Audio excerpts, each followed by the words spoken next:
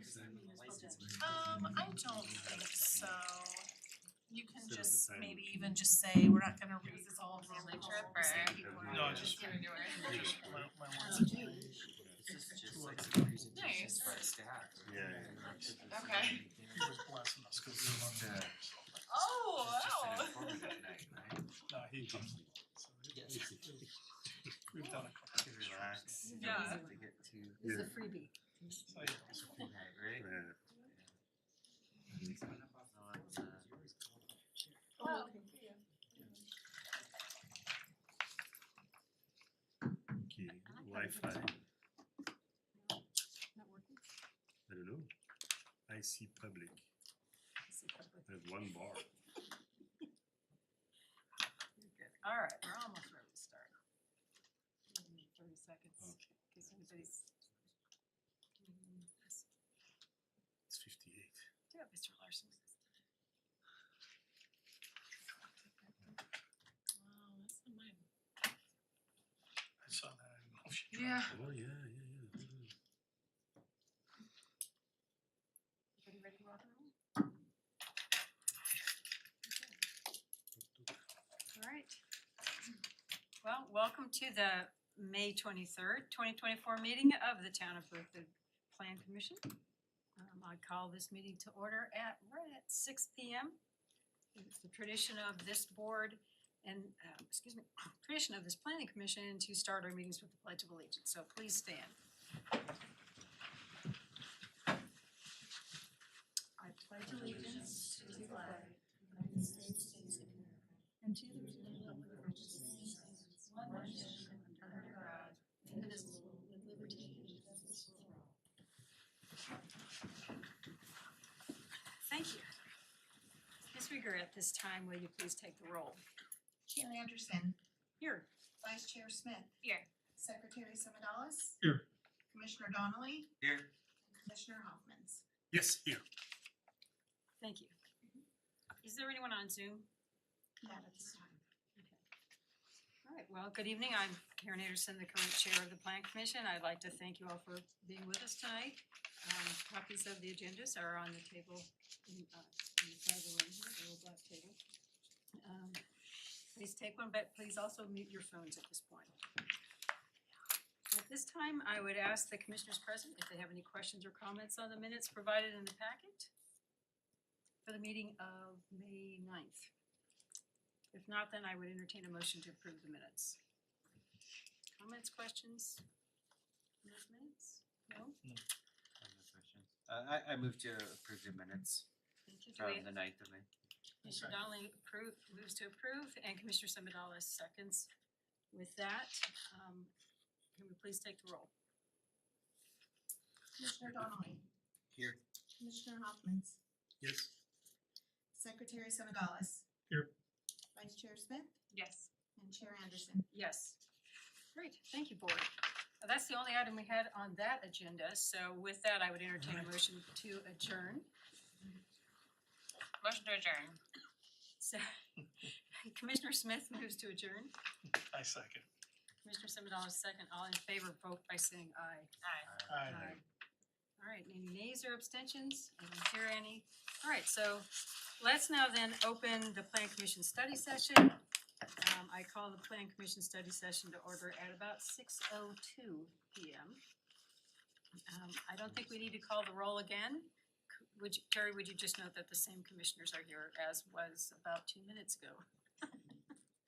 Okay, let's begin, excuse me, our meeting with the second, I think it's the second or third matter on the agenda, which is the proposed Downtown Development Authority. And I know we have with us today the esteemed Walt Eilish, Business Development Manager for the Town of Berthoud, who will brief us about this. Thank you, Mr. Eilish. Thank you very much for giving me the opportunity.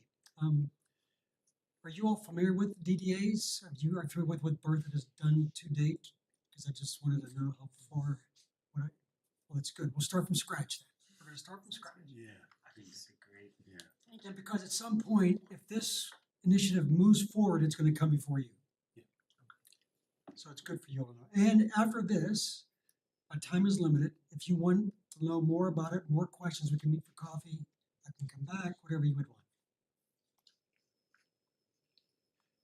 One of the reasons why we thought about this initiative, Chris Kirk and myself, was we wanted to bring a focus, concentrated focus to our downtown.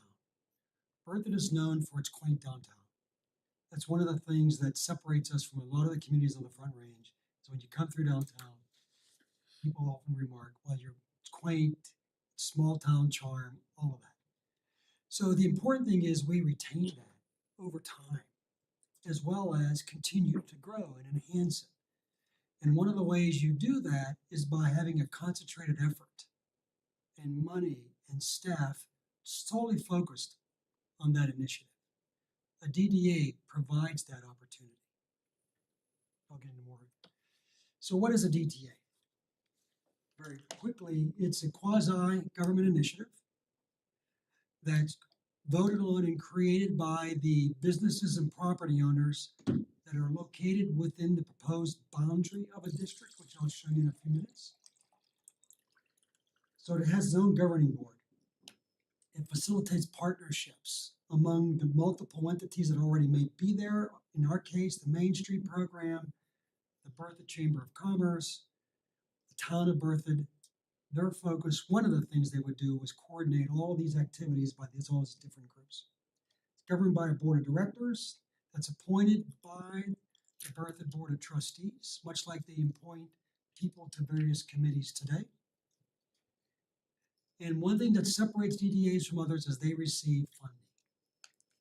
And with that funding, they can use it for projects, redevelopment, hiring staff, but they have a dedicated source of funding to implement their plan of development, which I'll touch on in a second.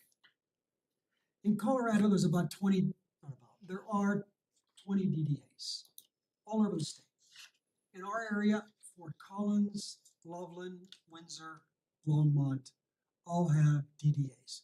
Fort Collins is the oldest in the state. Theirs is 30 years, I think. Longmont's is over 20 years. Windsor's is relatively new. I think that's about 8 to 10 years. And Loveland's was created back in 2004 or 5.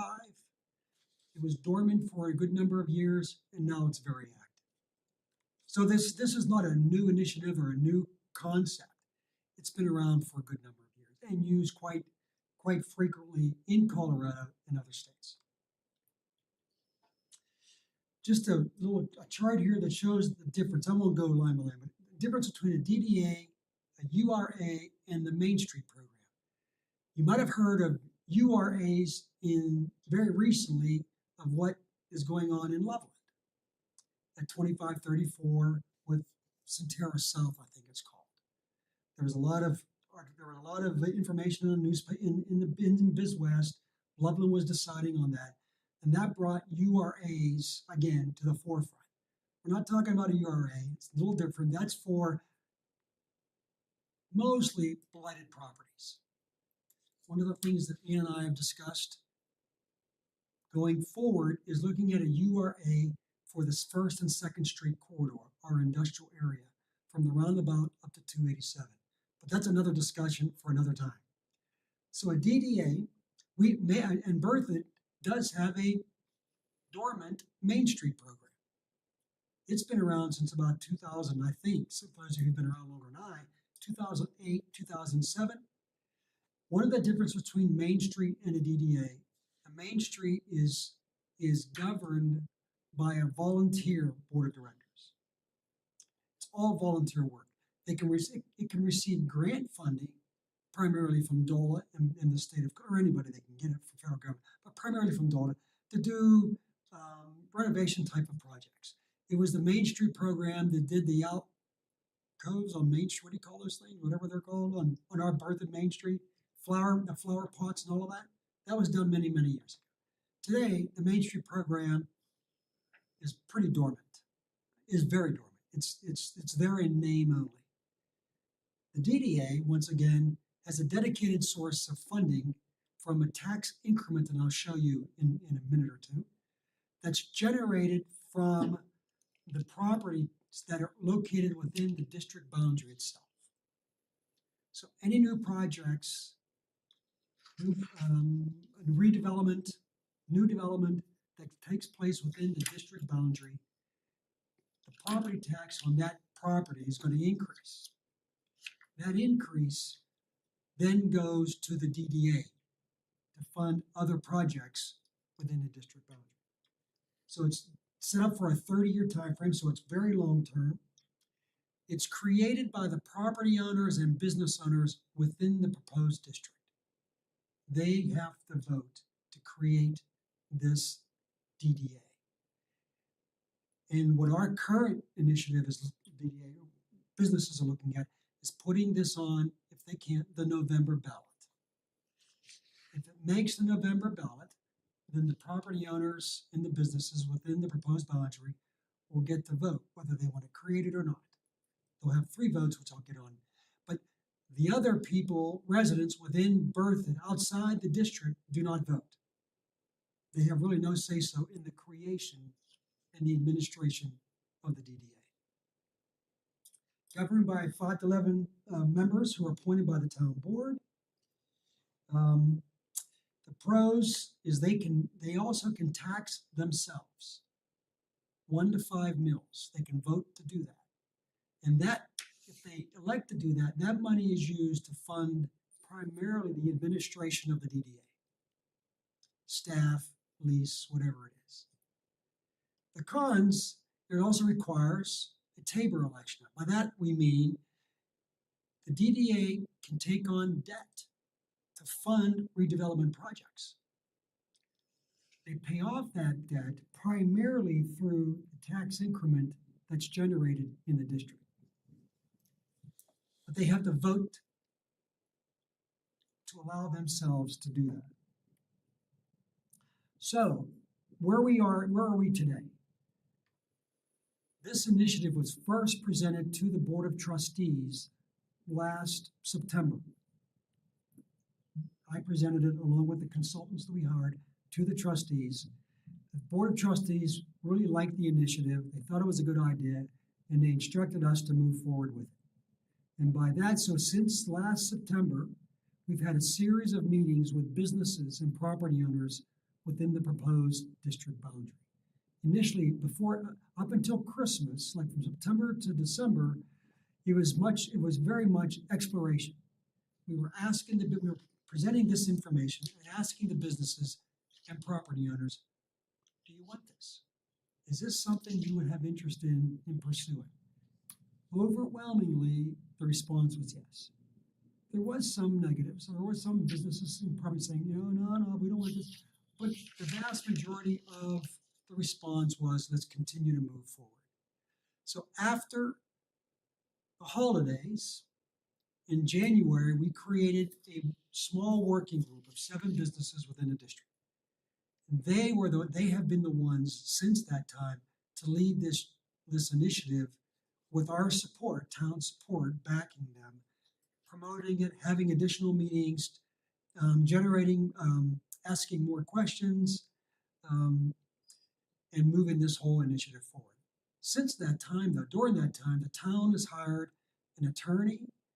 We've hired a person to estimate what that tax increment could be over the 30-year period, so that the businesses and property owners have an idea of how much money we're talking about to be able to fund projects. We're very rough. We're still, the consultant's still working on that. It's going to be a very rough estimate, but it gives them an idea of how much money we're actually talking about. So there's been a series of meetings, additional meetings, generating input from the businesses for this plan of development, which I'll talk about in a second. So it's moving forward. Where they are right now is looking at the idea of putting this on the November ballot. And to do that, there are some triggers that they have to meet this July. Got to notify the county that this is going to be on the ballot, and then we have to provide the wording for the ballot and all that kind of stuff.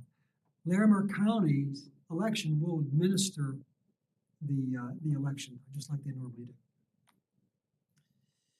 The plan of development is going to come before you eventually. you will have a chance to review it, not approve it, you have a chance to review it. And what that plan of development does for the DDA is gives them a playbook going forward. It doesn't set in stone with their projects. It's like they're not gonna say, we're gonna replace the sidewalks in 2026, or we're gonna redevelop X building in 2027 to the cost of $300,000. It's not that specific, but it gives you, the planning commission and the DDA board and the businesses an idea of what projects they believe they're gonna be pursuing in the foreseeable future. It's not a 30-year plan, 5 years or so out, 3 to 5 to 7 years out. But that'll eventually come before you for review, and then it goes on to the board for approval. Once the plan of development is approved, then the base for the tax increment is set. So the funding, so this is how the different groups can work together. The DDA has this funding coming in. The town is going to provide support. We will probably provide funding to start up the initiative, because there's not going to be any money there at all for the initiative in the first year, 2 or 3. So I can't speak for the Board of Trustees, but our last presentation to them, which was about a month and a half ago, they're very supportive of that. And most communities do that when a DDA is created, because they realize that there's no money there initially. So the money has to be provided by somebody. And so we're looking at ways to do that, either direct source of funding or through the sales tax increment. There's other options, so we'll be doing that. Main Street is out here. One of the advantages of having a group like Main Street is they are a 501c3 and they can go after the grant money. So you bring it all together and you can use different pots of money for different things. And it would be the responsibility of the DDA to coordinate all these activities. This is tax increment. This is how it works. And this often generates a lot of questions. The base is set by the Larimer County tax assessor at a specific point in time. It's 1 year it's 1 year prior to the DDA is officially created through the plan of development. So whatever that base is set. All the new development that occurs from that time on that increases the property tax is that increment. And it is that increment that goes to the DDA and not to the town. If the DDA wasn't created, that would come to the town. It would go into our general fund like it does today. And the town, the Board of Trustees would decide each year when they approve the budget, how they're going to spend this money.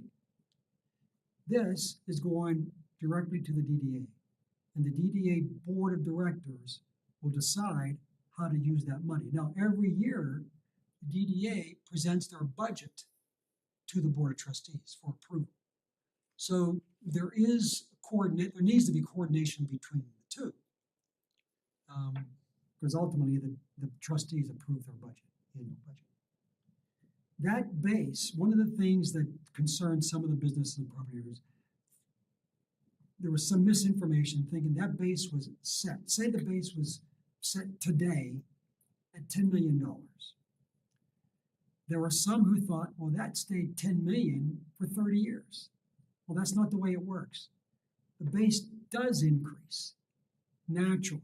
If the increment increases just because of the economy, that's not considered part of the tax increment. It has to be new projects or redevelopment projects. And some of this, all of this, is up to the tax assessor of how he or she determines what that increment is. They have that leeway, flexibility. That's why we've already met with our Larimer County assessor. Talked to him about the DDA, what we're planning on doing. He's all for, so he understands DDAs. He's supportive of the initiative, but we want to have that open communication. Ultimately, to understand how he will determine what that increment is. Any questions about that? This is the boundary, proposed boundary. It's not set. Ultimately, before this goes on the ballot, this boundary will be set by the Board of Trustees. But there's been a lot of discussion around this. You will see it pretty much aligns with the Mountain Avenue and the Mountain Avenue Corridor Overlay Plan that you all worked on in the district down the road. So this is pretty much the prime corridor for the district, from the roundabout to 287. The line that needs to be tweaked yet is how it goes through Legacy Park. And I think the final plat and all that's coming for you. And so we're waiting on that, and we're deciding how the line is going to go through Legacy Park. It doesn't include all of Legacy, just the commercial zoned areas.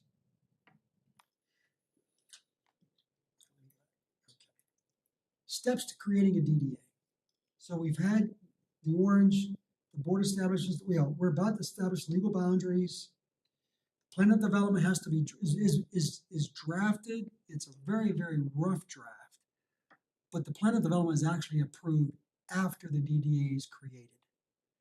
So if they decide, if the businesses decide in November, and if it's on the ballot, to approve, to create the DDA, we'll continue to work on the plan of development through the first probably 4 or 5 months of 2025, and eventually it will come before you. The board will call the election, which we've talked about, to create the DDA, the boundary, the tax. We'll have the election. If it's approved, it comes back to the town board. The town board appoints the DDA board. The DDA board then develops their budget, submits it to the town board for approval, and at the same time, they're working on the plan of development, and that'll be presented to you all. Then they're off and running. But that early process takes 6 to 9 months, because they're going to create their policies, procedures, code of ethics, incentive policy, much like you all do and the board does. And so that's going to take, and they're going to hire staff. So that's going to take the good, 6 months of, assuming it gets approved, 2025.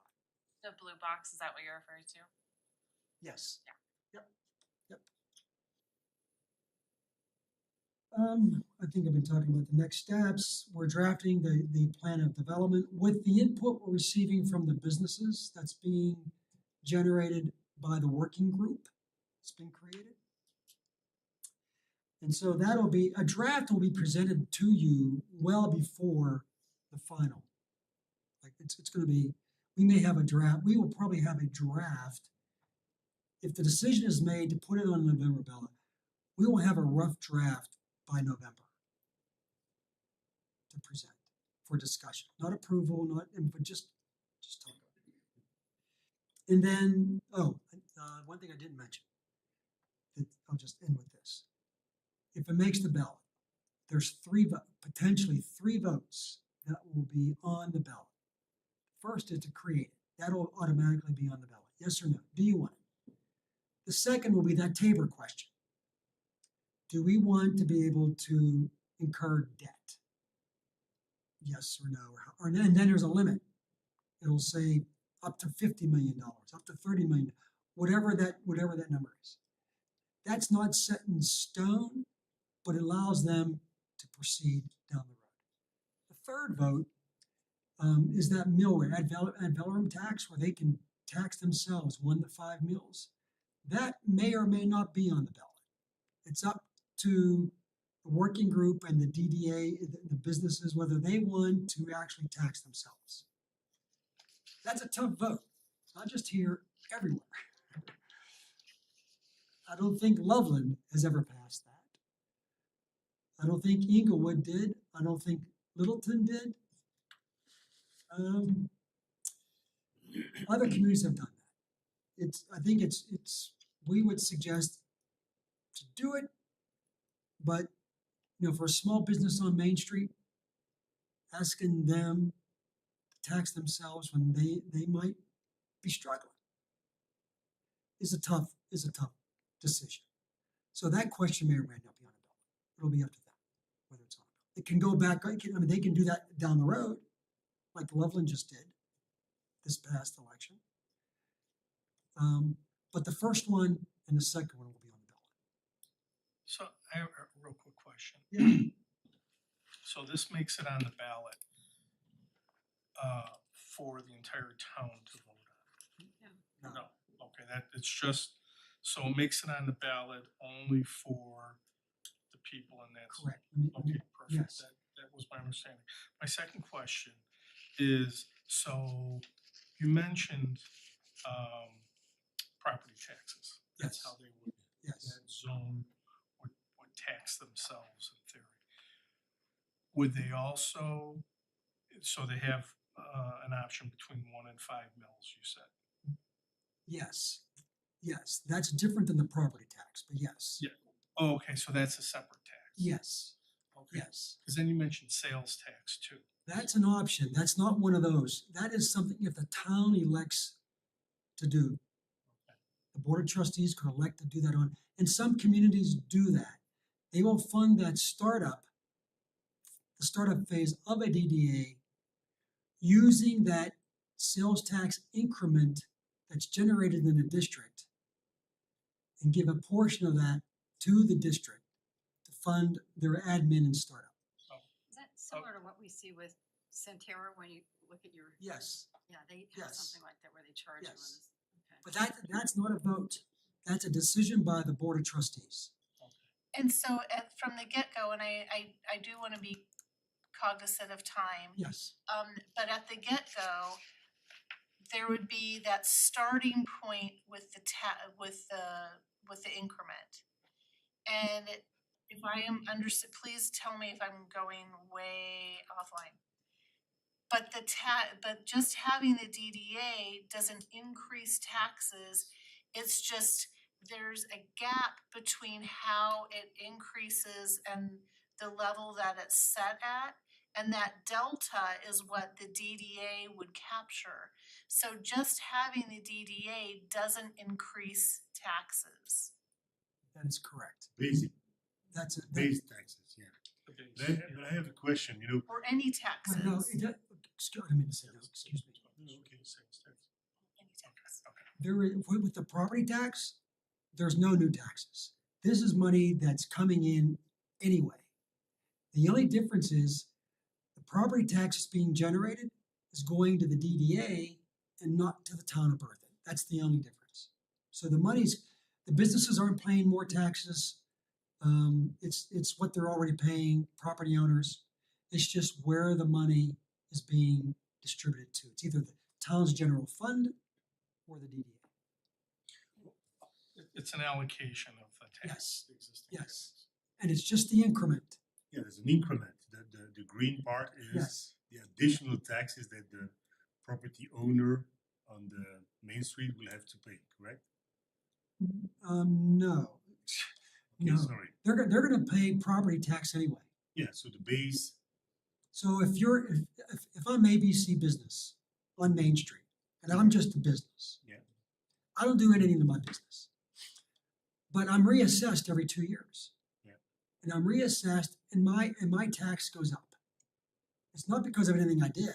no, That's just Larimer County assessor reassessing my property. That is not part of the increment because that's just a natural increase. I didn't do anything to generate that. Person next to me, XYZ company, they remodel, they expand, or they add whatever. Their assessment goes up as well.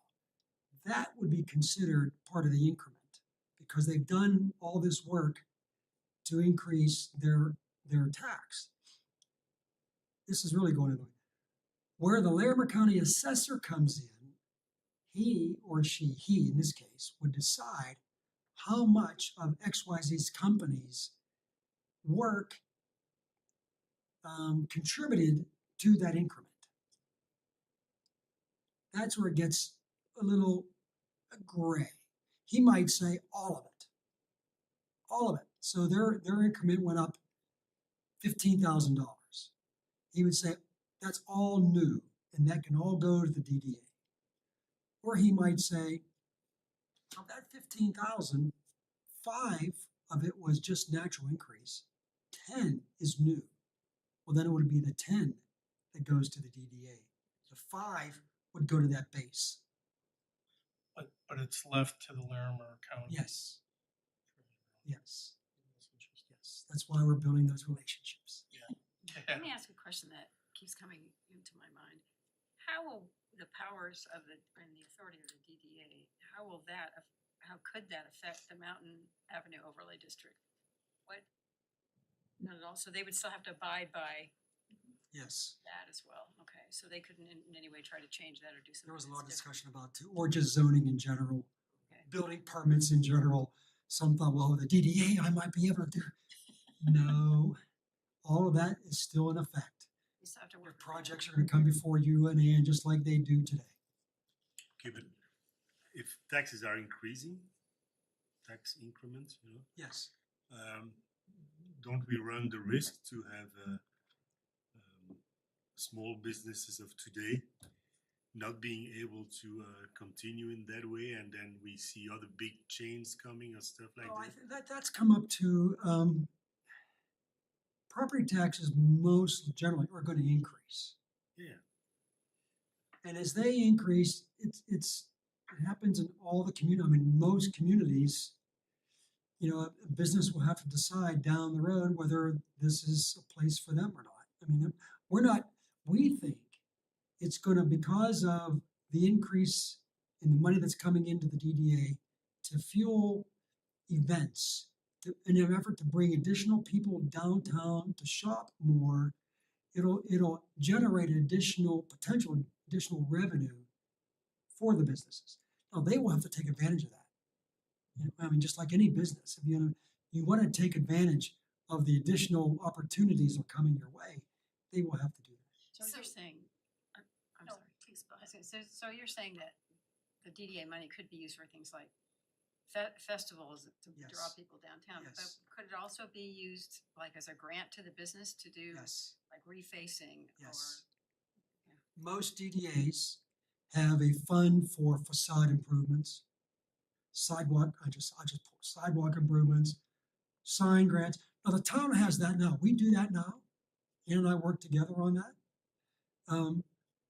But they will have control over that.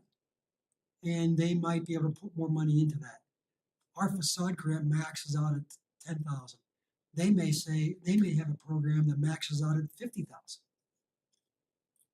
But the whole idea is to enhance the district from the roundabout to 287, recognizing that the area that's going to generate the most attention is that 8-block area from the roundabout to 8th Street primarily. So if, for example, they had grants for facades and that kind of thing, or maybe street improvements. Yes. Yep. Those would have to meet the overlay district's requirements. Oh, yes. They would still have to get a permit from Ann's office, sign permit, they'd still have to go to Terry to get a sign permit. None of that would change. Okay. No. Just might make more businesses able to become a part or Yeah. comply with the overlay district and become more uniform. One of the things we know, I think, and commercial ovens can be expensive. We're trying to attract additional restaurants. They're gonna wanna do that too, I think. Commercial ovens are expensive. The DDA could have a policy, incentive policy, to partially fund things like commercial ovens, elevators to get to the second floor. I mean, that's all up to them how they set their, but it could be used for things like that as well. You need a grease trap, or you need to replace your grease trap. Those are expensive. And these small businesses probably have a difficult time funding that. But the DDA could have a program to fund things like that as well. So it's taking a portion of the existing tax Yes. and it will be focused just on that area. So they're going to actually see nobody's taxes will increase. They're going to see a bigger bucket of the existing tax base just focused on that area. Yes. And if I may, I'm really sorry, I know we No, have no, two please. others to come Okay. behind you, Yeah. but if you want Walt to come back, we can get Walt to come back, or if you want just individual questions, just contact him directly. Be great. Thank you. Yeah, I Thank you very much. just have one question really quick. You mentioned this election and having to, and that Larimer County was going to administer it. Yes. They don't do those for free. Who pays for that? It's part, I'm not, that's a good question. I'm not exactly sure. I don't, I think this is part of what they do, that they're gonna, I don't know if they charge us to do that. I know like with the library, for example, when we had a question that we put on The ballot, you, ballot, they charged the library for they that. might, I'm not, and if they would, the town would pay for it. And that's what I was guessing, the town. No, was the gonna pay town for would just, that. we would just, cause we're gonna be our Christian, our town clerk is gonna be working with Larimer County to make sure all that is. I know, there was a kind of a. Can I ask just one question? boundaries question. When we talk about the assessed value and you're looking at the property tax, is it just is it just the town's property tax, or is it their state, their county and Yes. local Oh, it's government? all, no, it's all, and that's a good, It's all, that, so this is a that opens state, up another question. is this a statutory program then? This is a Yes. state, Should I okay. wait? If you can quickly answer it, There are a number of special districts. Yeah. That receive part of that property tax, right? Yeah. The DDA would negotiate with the fire district, with the library district, the school district, and I think there's like 6 or 7 special districts within this boundary that receive some portion of that property tax. So we will be negotiating and working on an agreement that's a win-win for both they and the DDA. Thank you, Walt. Yep. Thank you. We really appreciate your Sorry. help. no, it's Yeah. good. I just It wanna is, make yeah. sure we have Thank you. more, yeah. We really appreciate you spending the Oh, time. with no, us. my pleasure. Anytime. I'll be Thank you so more than happy much. to come back. Thank you, Thank you. Walt. Yeah, bye-bye. Thanks for all your good work. Okay, so at this point, I think we have Sergeant Williamson next. No, next will be our town attorney. Okay, with Aaron and Alicia, okay. And I think you all met Aaron Smith and Alicia a little bit before our meeting. And Terry, is anybody on? No. Because I wanna make sure if they are, they can hear me. And I may not be picked up by the mic if I'm sitting down, so. Do you wanna come sit here? I think this might, Okay. this works fine, I think, but I am gonna sit. I know many of you have heard Erin before during our meetings, probably some of you haven't met her in person. Okay. Like a all voice right. from above. I know she's-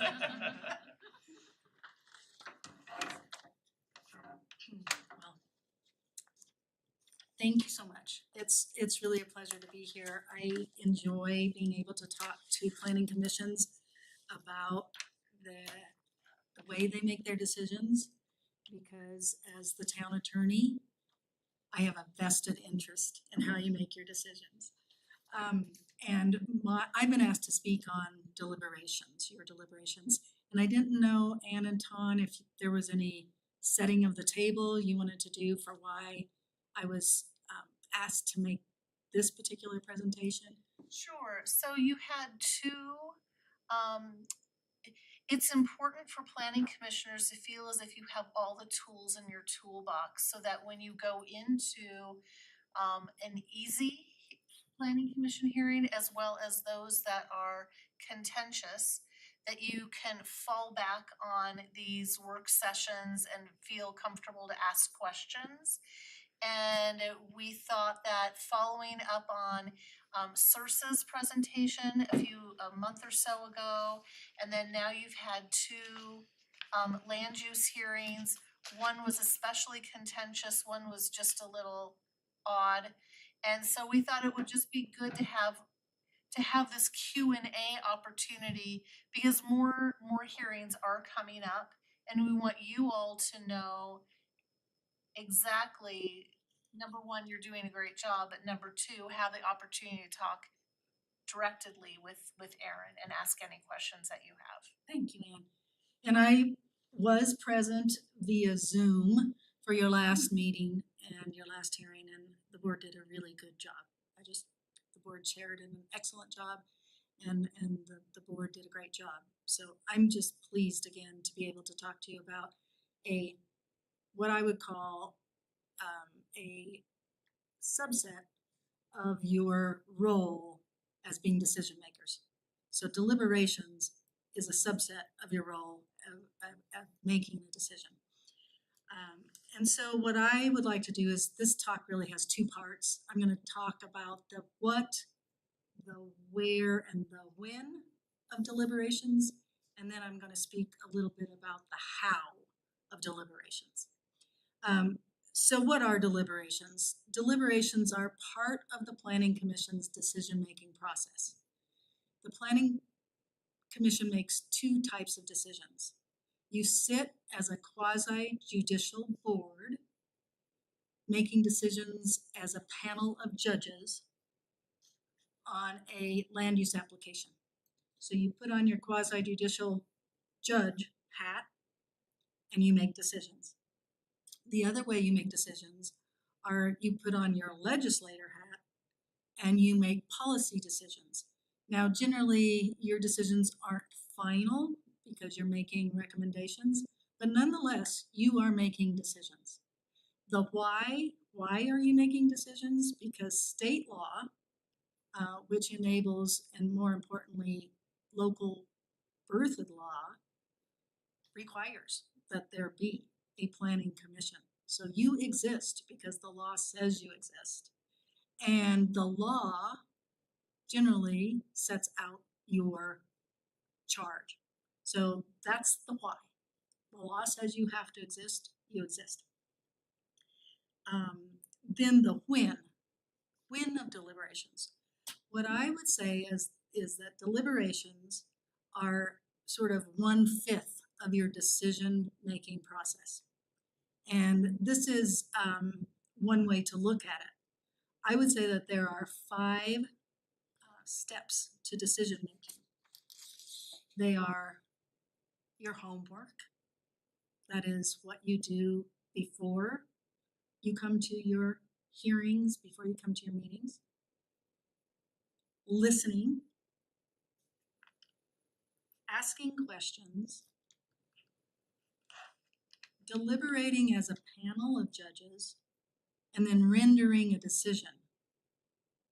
And as you know, typically, the town code points out, you're going to approve an application, deny an application, or approve with conditions. So part of that rendering of a decision often includes the formulating of conditions, if you're going to approve with conditions. The how of deliberations starts with the rules of deliberations. How do you deliberate? There actually are rules. And Saoirse did a great overview on these rules, and what I'm telling you is probably gonna be a reminder for everybody. But there are rules to how you deliberate. It's not just free form. So the first thing I would say is that in this hearing procedure, in your decision making, you are actually an advocate. That may sound kind of shocking, but this planning commission is an advocate in the hearings on land use applications. And I'm just wondering if anybody wants to take a stab at what or who you're an advocate for. Is it the town board? I'd say the code in the plan. For the citizen, for the, yeah, I would say- the people of Berkeley. I would say the people. Those are all sort of correct. Because what you're an advocate for is the process. You are here to make sure that the process is what everyone, that you provide a process that everyone is due, right? So you're not an advocate for the town per se, but by making sure that you are an advocate for the process, you're protecting the town's fisc, the town's finances. So would you say we're an advocate for due process? And we'll get to that. And as a lawyer, that's exactly right, Karen. So, you are not necessarily an advocate for the applicant, but in a way you are, because the applicant is owed due process. Thank you. You're not an advocate for the public necessarily, but then again, you are, because the public is owed due process. So you, with my help and with Ann's help and with Ton's help, our job is to facilitate due process. And due process, is a legal term. It separates our democracy, our wonderful democracy, and how we operate, even down at the local government level, separates us from a tyranny, right? So we don't move the ball, we don't move the target. We operate in a way that people expect. We operate the way our code says to operate. We make our decisions based on the criteria in our staff report. We are basically here to make sure that the process is fair, because that's what due process is. It's a fair process, but it's not garden variety fair process.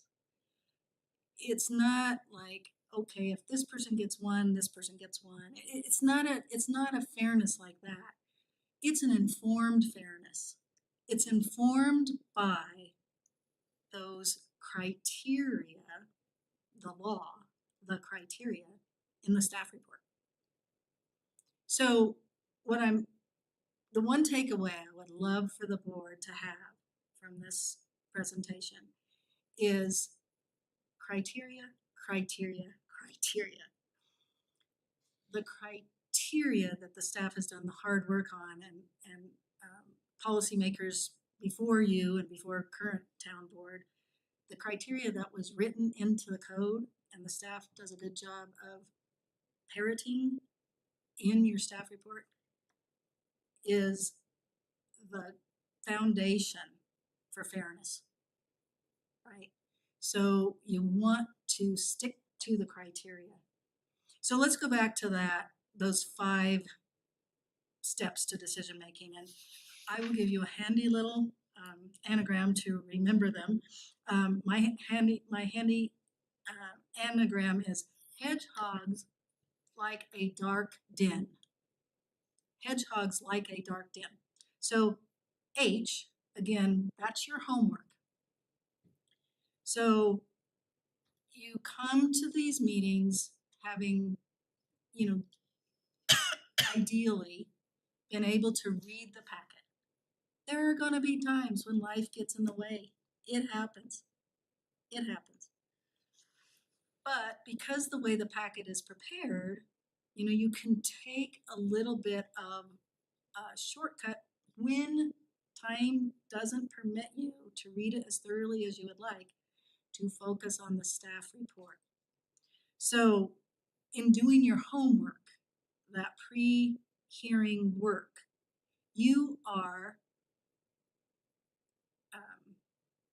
you're actually familiarizing yourself with the facts of the case in front of you, like a judge would, and you are familiarizing yourself with the criteria or the law as a judge would. So again, you're acting like judges, and that's your homework. You're familiarizing yourself with the facts of the case and the law of the case, which is the criteria. And then we'll move on. And then the next step is the listening, right? Hedgehogs like a dark den. So listening. You're going to hear from the staff, and you're going to hear from the proponent of the project, the applicant, and you're going to hear from the public. And in all of that, you're working as a judge would to listen. And you are listening for more facts, facts that line up with what you heard, facts that line up with the staff report's rationale, are facts that might be at odds with the staff report rationale. And you are listening for those things. Then you're asking questions. Now, when it comes to asking questions, you are going to avoid a number of questions. You might have some burning questions. And I would say, you know, as decision makers, I would love to tell you that every question is a good question. But because you are judges, you have to be very careful with your questions. On the one hand, the freedom you have to ask questions is the guidance of the criteria. So again, I'm back to criteria. If that question that the burning question you have pertains to a criteria, that is an absolutely great question. If that question is really somewhere else, has to do with nothing that those criteria address, consider just avoiding that question. Now, there is an art to asking questions, as we all know. A question can be, sometimes the way the question is framed can move that question from one that seems like it doesn't have anything to do with the criteria to one that does have something to do with the criteria. So, you know, think about in advance the way you want to ask your questions, because those questions need to relate to the criteria. If you have questions that don't relate to the criteria, they're not really part of your decision-making process. But there's probably someone who can answer them later after the meeting. You know, you might be able to talk to Ann and Tom and say, I just had this one question about such and such, and you know, they'll be able to answer those questions, especially if your process has been completed. If that application, if that particular development doesn't have another follow-up application before you. Now, I did see a hand go up. Would you like to Commissioner Smith. save questions for the Absolutely. end? Okay, okay, I'll go now. So the criteria can be quite broad. I think there's one in particular that's like the proposed development does not negatively impact the region it's in, or I mean oversimplifying, but like something to that effect. So can you give an example of a question that would be like definitively out of bounds for our town Well, criteria? To me, the clear, definitive, out of bounds ones are the ones that go to the character of the applicant, right? That's just absolutely inappropriate. Anything about personalities, anything about character, anything about sometimes it's about well, you know, who are going to be the customers for this business? I mean, you're really beyond the scope, and you're probably not relevant to the criteria. And so it tends to, and a question like that might not necessarily give rise to a concern that you're getting into an area that is not meeting due process requirements. Because again, all this goes back to fairness, and it's an informed fairness. It's fairness that has to do with the criteria. And if you're asking questions that are kind of out here on the fringes, the fairness of the proceeding starts to come into question. So basically what you're telling us, really to avoid questions that might make it look like that we also might have a bias one way or the other. Absolutely. That's another good point.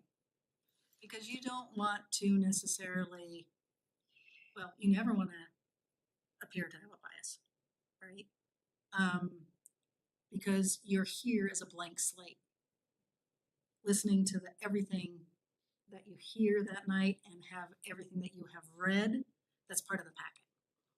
not other things, not things that you have read on your own, because you're not supposed to do that. You're making your decision as judges on the record. You're not Googling anything, you're not talking to some other person. You're making your decisions on the packet and everything in it and all the testimony you hear the night of the hearing. But that's good because those kind of questions do give rise to the concern that you have a bias. And then sometimes they just use up important administrative time. I mean, you're all volunteers, right? You guys are here as volunteers and that should be respected. So part of curtailing questions that have nothing to do with the comments or the criteria, in addition to that just being a matter of fairness, it also is fair to you as people who volunteer your time. It keeps everything moving. And then the fourth thing is you deliberate, going back then to the 5 steps of your decisions, you deliberate as a panel of judges. That entails comments. That's when you make your comments. Just like those questions, the comments that you make, you need to go back and say, if you feel like making a comment, you need to go back and say, does this comment have anything to do with these criteria? So you need to vet your comments, you need to vet your questions, and you need to then, you're not the only judge, you're a panel of judges. So you come to a consensus. Obviously, that's what part of deliberating is it's having a discussion, making individual comments, trying to persuade your fellow board members that you heard these facts support this criteria, and you feel like this criteria has been met. Or you heard these facts negate finding that this criteria has been met. And you know that the staff report contains the staff's rationale for finding that the criteria have been met. But those aren't necessarily, nor do they have to be necessarily, your individual rationales or your rationale as a board. I mean, you're not bound by the staff's rationale, but they are certainly, so the staff's rationale is not dispositive, but the staff's rationale is certainly authoritative because the staff has a lot of information and then they put it into the staff report, and they do that after having made their analysis. So, you know, that staff rationale has some weight. Public comment has some weight. What you're doing is you are listening to facts that support the criteria and listening to facts that negate the criteria, and you're giving some of those facts more weight than others, because that's what judges get to do. You get to weigh the evidence. So then, of course, your deliberation leads to rendering a decision. And we talked about that already. You're going to approve, you're going to deny, or you're going to approve with conditions. So part of that deliberation is going to be formulating those conditions. You often have staff's suggested conditions. And again, if you just put your mindset into what are the conditions for? Well, the conditions are for meeting the criteria. So everything goes back to criteria, criteria, criteria. If the condition imposed doesn't have anything to do with any of the criteria, then refrain from having a discussion about that condition. In fact, the United States Supreme Court has a doctrine called unconstitutional condition doctrine. And the unconstitutional condition doctrine says that every condition that a planning commission imposes on a land use applicant has to have an essential nexus to that the interest the government is the government interest that's being served. So if the government interests being served are land use impacts are mitigated, then you can impose conditions that have an essential nexus to mitigating land use impacts, which is what staff comes back with usually, right? So the other requirement for a condition to be constitutional, so that it doesn't violate the unconstitutional condition doctrine, is that it be proportional to the impact that this particular development has. So if this development has an impact on transportation infrastructure, you can impose a condition, but it has to be proportional to the impact of this development. And so again, your staff are the experts. They really are. I mean, they are experts in fashioning constitutional conditions, right? So just, you know, as you're getting to that last stage, that formulating the conditions, keep in mind that you are going to pass the test. Your conditions are going to pass the test if they tie back to the criteria, right? If they're not out of left field. So if your conditions tie to the criteria, you're going to probably meet that constitutional test. You have to then also make sure that you're not being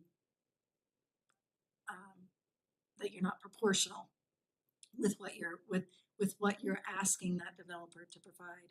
So we never want to have government impose a condition on development that violates those unconstitutional conditions doctrine. Essential nexus and proportional.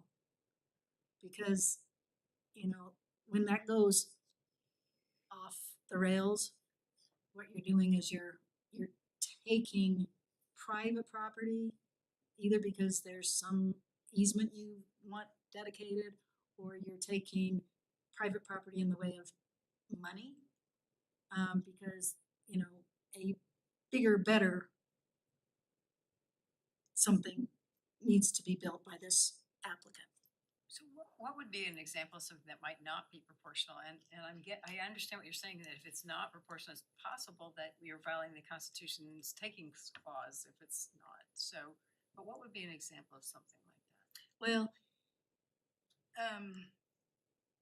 it's going to be in that transportation area, perhaps, right? Asking for some sort of improvement that doesn't tie back to the impacts that this development imposes. And So if we said, we want you to put in, we want you to, as a condition of approval, you have to, where we think there's a lot of traffic in this one area, we want you to build an overpass or something. Right, That might not be proportional. right, because you've received a traffic study, and the job of that traffic study, you know, is presented by the applicant. But, you know, that licensed engineer, you know, who submits that traffic study is most always going to be available for you to ask some questions. But that licensed engineer, you know, on the basis of his license, her license, is going to give you information so that you understand what the background noise, right? The background of the existing development, how much impact existing development has, and say, you know, we're kind of back to this slide, the incremental impact of the new development. And this new developer, growth should pay its way. Absolutely, right? Growth should pay its way. But the new developer should pay proportionate to what its impacts are. Okay. So, and again, you're probably not gonna be too far afield if you're looking at the criteria, you're looking at the facts as reported by those experts, even, you know, the applicant's experts, but also as the applicant's experts have been vetted by the town's experts, because that's what happens to things that, by the time it gets to this planning commission, the town's engineers have looked at these other traffic engineers' reports. You know, the town's engineers have looked at these water reports. You know, so there's been a vetting, if you will. But, you know, but the night of the hearing, new information can come up, right? And you need to be open to that, right? Because your decision is as much made on the packet and everything you read as it is on the testimony presented the night you hear the testimony from the staff. Staff might have something new to say, from the applicant, from the applicant's engineers, and from the public. You know? So you hold off coming to any conclusions until you've listened to all of the testimony. And then I do want to just say that what I would offer you as a practical tip, not anything you need to adopt or take on as your own, but for me, sitting as a decision maker, I would create my own, what would help me is I would create my own worksheet. And I'd make that, you know, the night before the hearing, or I just sort of have a standard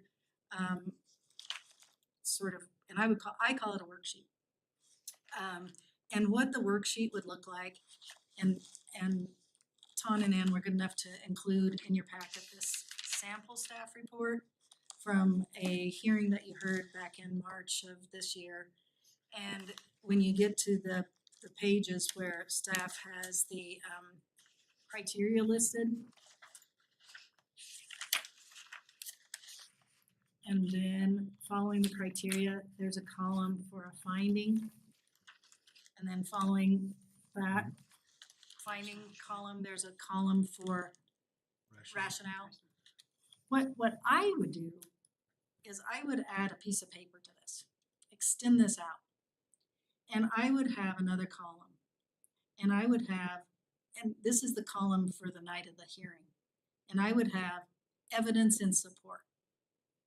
And then I'd have another column, and I'd have evidence that negates. And then I'd have a column over here that says, for my own self, it'd be comments, right? So those might be the things you'd like to, or questions. And I would put some of that together the night before. You know, I just think it's handy to have a document that allows you to participate and be active in what you're hearing. I know that you are already, but any tool that you might have that helps you to, again, focus on the criteria is going to be a great tool. And I would love to take questions, because I don't have more than that, and I can also certainly put together those little notes that I have in a handout that you could tuck into your notebooks that you bring to your planning commission meeting. So with that, I conclude my remarks. Be happy to take questions. Yeah. Thanks. Go ahead. So I will take an example that will affect me and not the others. So one of the hearing we had about the new development with the smaller houses, if you remember, not the previous one, but the one before, I said, well, I don't think there's enough parking places in this development. That was not my role, in fact. Well, I think the way that I would counsel you on any question, even say that question, is I would counsel you on structuring your questions this way. I would counsel you on saying,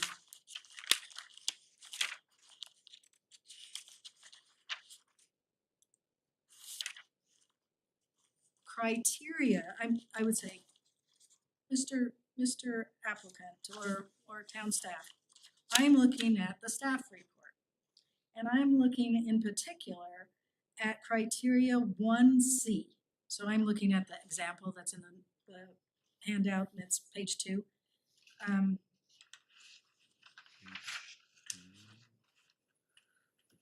C. And I'm looking at criteria 1C. And the question that I have, Okay. because I'm asking about whether I can make a decision that 1C is met. The question I have is the following. And if you kind of use that as the way you formulate questions, it's going to keep you within the guardrails. So you start every question with, I'm looking at the staff report, and I'm looking at criteria. I'm going to try to find one that might pertain better to that parking. You know, we know that by the time it gets here, it's gonna comply with the code, you know, so some of these do say it complies with the Yeah. code.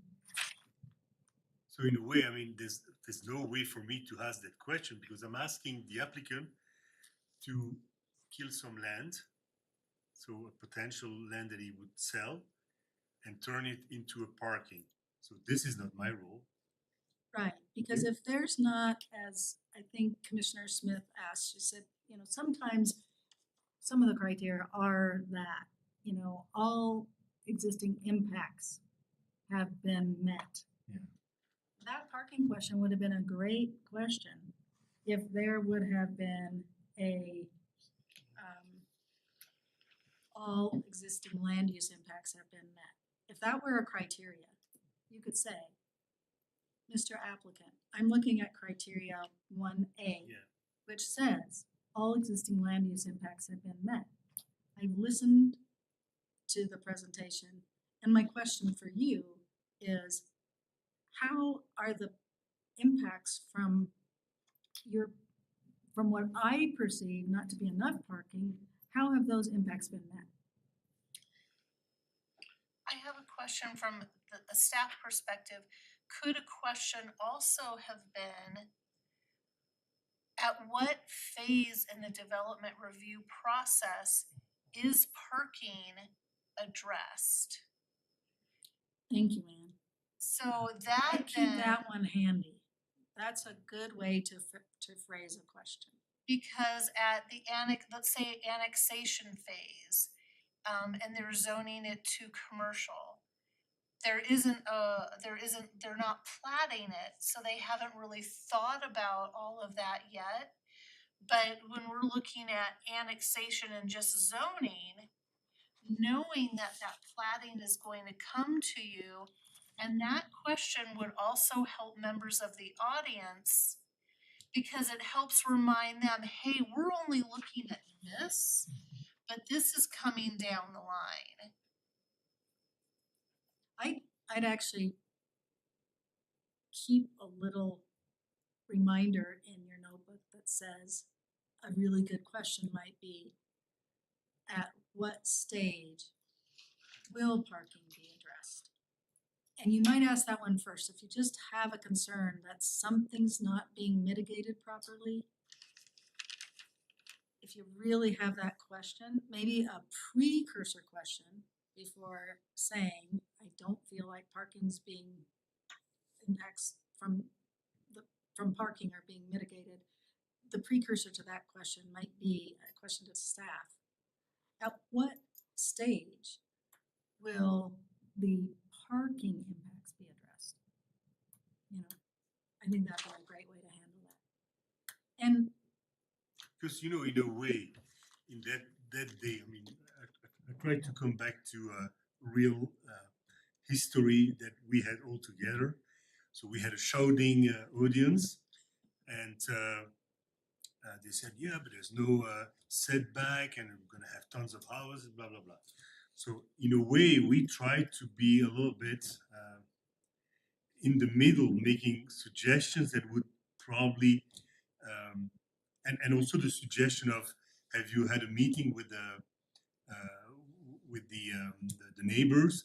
It's not in the document we received, but it was a common sense question that came with the the fact that we are human here and we try. Mediator role.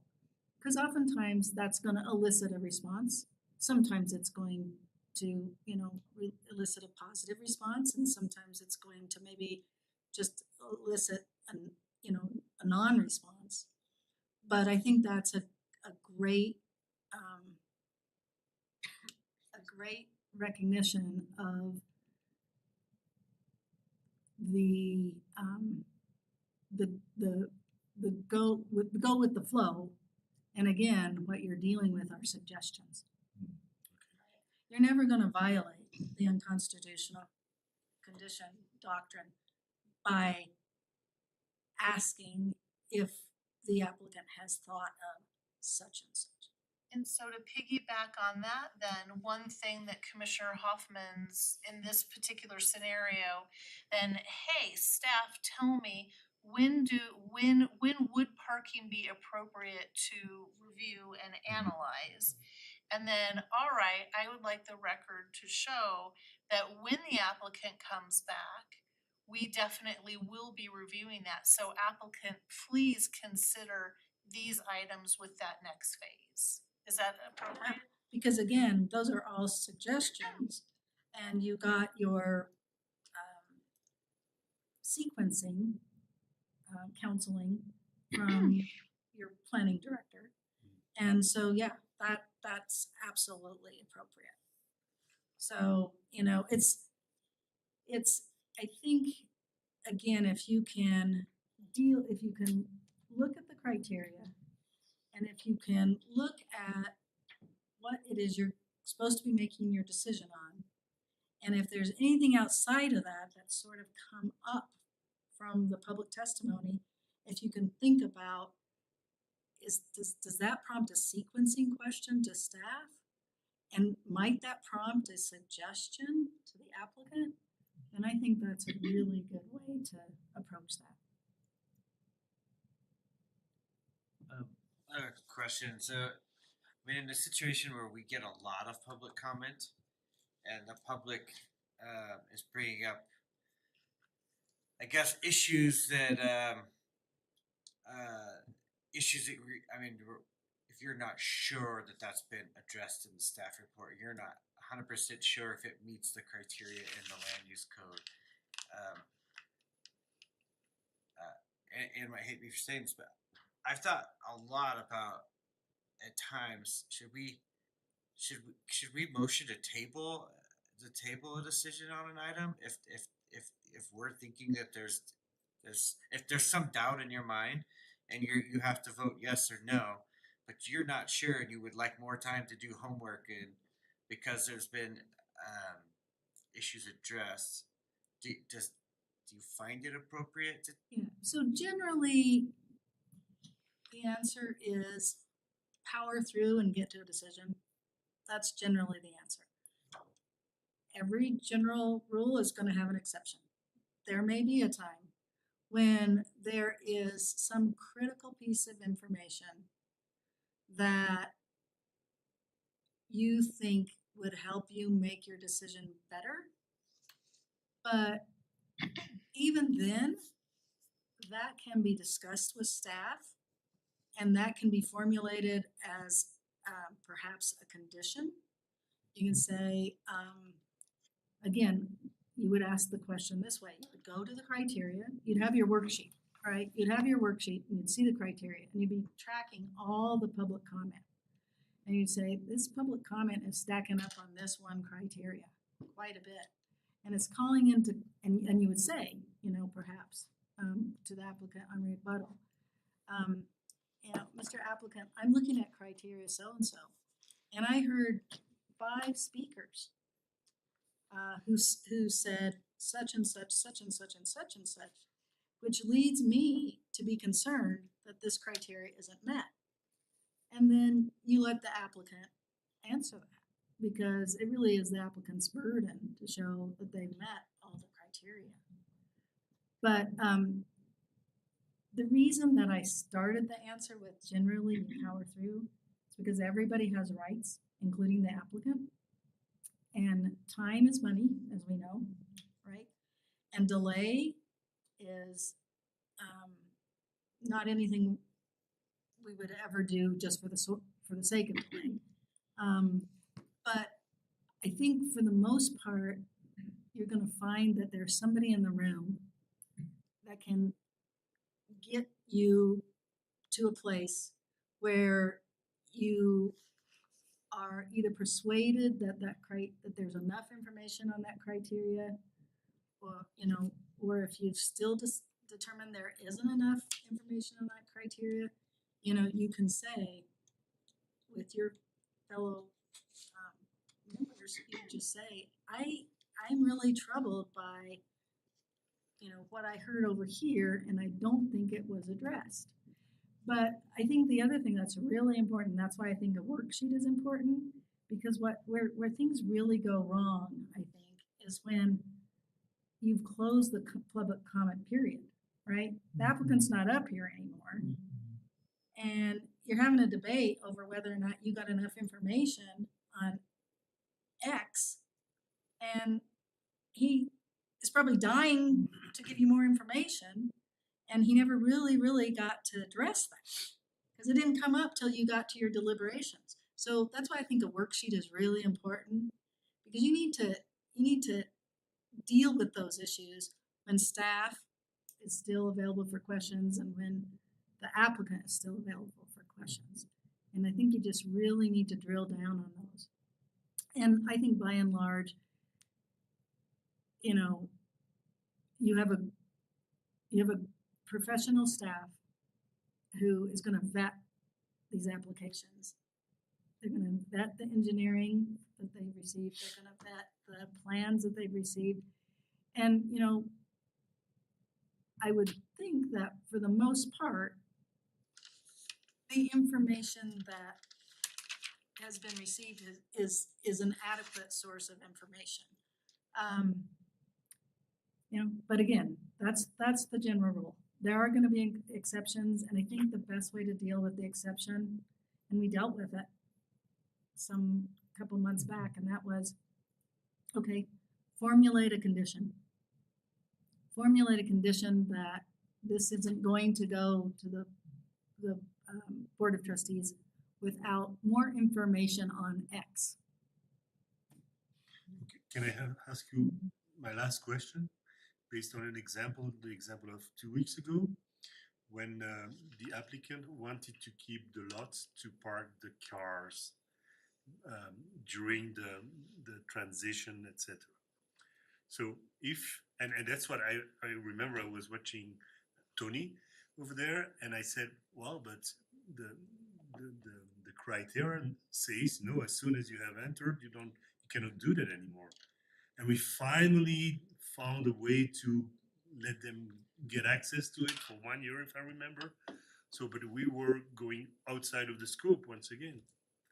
I mean, I'm mentioning this and not pointing responsibilities, but in a way to get better. Right. Well, and I think that, you have to be practical. In the end, all of this is about as much about being practical as it is about, being, because in some ways being practical is what is fair. Yeah. I mean, a lot of times being practical is what's fair. So I think that was a really, really good resolution. And you can even say,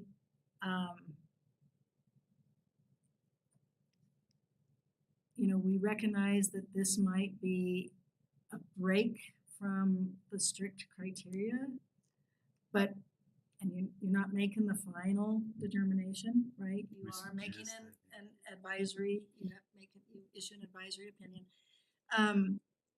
You can qualify that for the Board of Trustees, who has, the hard job, because they gotta make the final determination, right? And so I think you should be as practical as you can be, recognizing that you do get to give yourself a little bit of a break because you're not the final decision makers. But you're doing a great job because you're trying not to leave any stones unturned for the final decision makers. So it's hard work, you know, I don't think anybody, unless they've sat there, understands how hard it is. And I just commend you for getting to those kind of resolutions on some tricky issues. But thank you. And, Thank and, you. and the questions are gonna come up, and you know what, if you want me to come back, if you want to just send a question, I think it really helps for Anne to filter any questions to me, because then we're all kind of working together on how to respond to that question. So, but please send questions to me through Ann and Ton. Happy to answer those. Obviously, if this is a great venue for that, and has probably kicked up some questions in your mind. So yeah, I'm probably not going to answer every question you have. Probably just going to prompt more. Yeah, I Yeah. do have a question. So prior to the hearing, depending on how much time planning commissioners have to reviewing the document, what would be an appropriate set of questions that they could call ahead of a hearing and ask Ton or myself or anybody about, I was reading the packet and I have a question about X. What can they ask us? Is it process only? Is it some of those questions, because sometimes that might help you all out too. Thank you, Ann. And I'm gonna be the lawyer here. And so yes, process only is the general rule. Because the public, the applicant, your fellow panel members are all entitled to have material questions related to the facts of the case discussed in the public hearing. Process is different. And when you say process, not just process of the meeting and the hearing itself, but the development process, like as a larger entity, Yeah, I mean, like the platting stages and Yeah, like so we have questions about what stage we're at, for example, that's okay. Or Right. what's contained in yeah, that I would study. do that in the, I would do that here because that helps Okay. everybody probably. If you, typically, if you have that question, your fellow planning commissioners might have that question. And I've started trying to do that, particularly when staff comes up and say, okay, can I explain this, the stage that we're at with this particular matter? And Ton's been great at going through that so that, because I want the audience to know what we're doing. That's a great question. Yeah, and that's a great way to get everybody hopefully on somewhat the same page. I think Ann and Ton have those great slides that give sort of a in sort of a very general sense what the process is before it got here. But maybe to say on a application by application, especially one that seems to have quite a bit of public interest, let's talk specifically about how this one got here and what the background has been. Then everybody hears the same thing. You all are making your decision on the same basis. The applicants can respond to anything he disagrees with. The public can weigh in on anything they heard, and then everybody's on the same page. It's part of the fairness issue. I was gonna ask you if you would offer to provide us with your notes from. I'd be happy to do that. Yeah, Love to I have that. will provide those to you. Thank you for your advice. Yeah, Yes, thank you. Thank thank you. you. It's a We pleasure. definitely need to hear it now and then. Yeah. If we had time and money, I would say after each difficult commission would be nice to have a Oh, the debriefing would be awesome. debrief. wouldn't it? Yeah. Yeah, because we want to be better, and if we come here, it's to help. Mhm. And when you know you're not doing the great job, it's a little bit ridiculous. It's a bad usage of our free time. Yeah. We need to do it better. Yeah. Yeah, I think Thank that you. makes sense. Thank Yeah. you so much. We appreciate you spending pleasure. the evening with us. For the outside, you too, Finally, Alyssa. he's been waiting for us. I know, Sergeant Williamson, he's like, okay, Yeah. I'm sitting back here waiting and waiting. Well, and are you Zachary? Yep, I Okay. am. And are you officer, Just a deputy. deputy, So, deputy? I'm the community impact deputy for the town of Berthoud, which is basically just a fancy word for the community policing officer for the town. Sergeant Williamson had a prior obligation up in Vale, that he's doing for his other duties other than a sign down here, so he just couldn't make it down in time, so, he asked me He to. goes to Vail, and you get. Exactly, stuck. I get stuck here, so Okay. perks of being a supervisor. Well, and have you been at the shooting range all day too? Yep. Okay, all right. Yeah, Well, we really appreciate you being here. yeah, And absolutely. the reason why you're here, were you one of the responders a month ago to here? Yep, and I'll kind of talk about that. So, I've obviously worked in the town. I've been assigned here since 2019. So when Jim Anderson was around, I helped kind of teach these programs that we're gonna teach you guys. He's my next door neighbor, by the way. What's that? He's my next door neighbor. Oh, okay. Right on. So we taught these to some outside businesses. I've taught these to like the water district and just other entities around the town. Sergeant Williamson has been teaching these to other groups in the town and was hoping to do this one, but just misjudged his calendar a little bit, which happens when you got a bunch of stuff going on. Just so he can get to like know you guys and know you stuff on the commission side of it. But I work for Sergeant Williamson. Like I said, I'm the community and policing deputy.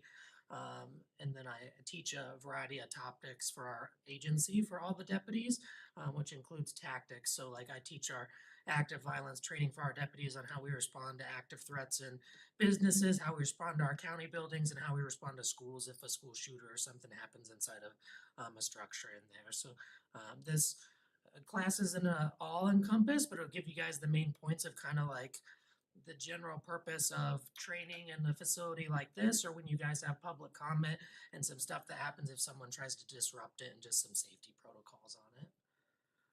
So obviously that kind of touches on why we're here. The town kind of has been taking a focus on the emergency planning side of it, of trying to get the staff better prepared if something happens, whether it's something, a weather alert, whether something happens outside of it that we as the sheriff's office are dealing with, and we call in to say, hey, don't go outside of the building, there's something going on in the parking lot or whatever's going on.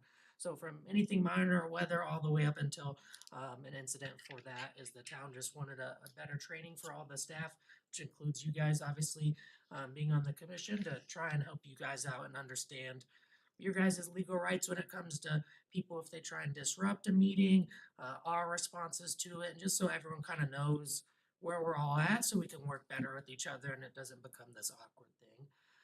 We do all of the security for the commissioner meetings for the county as well, so we're used to doing this. So most deputies that are assigned down here, and then ones if they show up if we're not here for whatever reason, usually we try and staff these if we can, will know how to respond to it. So this training that you guys are getting, our entire agency staffing knows what this protocol is, and they'll know kind of how to react or what laws we can enforce, at least on our side, and we'll kind of get into those specifics.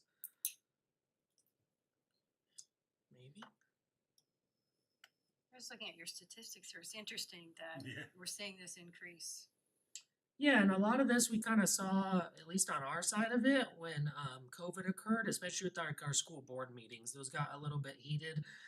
We thankfully didn't have to deal with that much because a lot of those were in the cities and the cities had to deal with it. But we used those as kind of like learning opportunities on how we're going to respond if it happens at a commissioner meeting or anything like that. So kind of keep scrolling here. I don't know why the screen's not changing for those of you guys sitting in here. Fix it here really quick. Magical Terry. Exactly, technology, right? We'd have to give you a ticket if you move too fast. All right, Nick.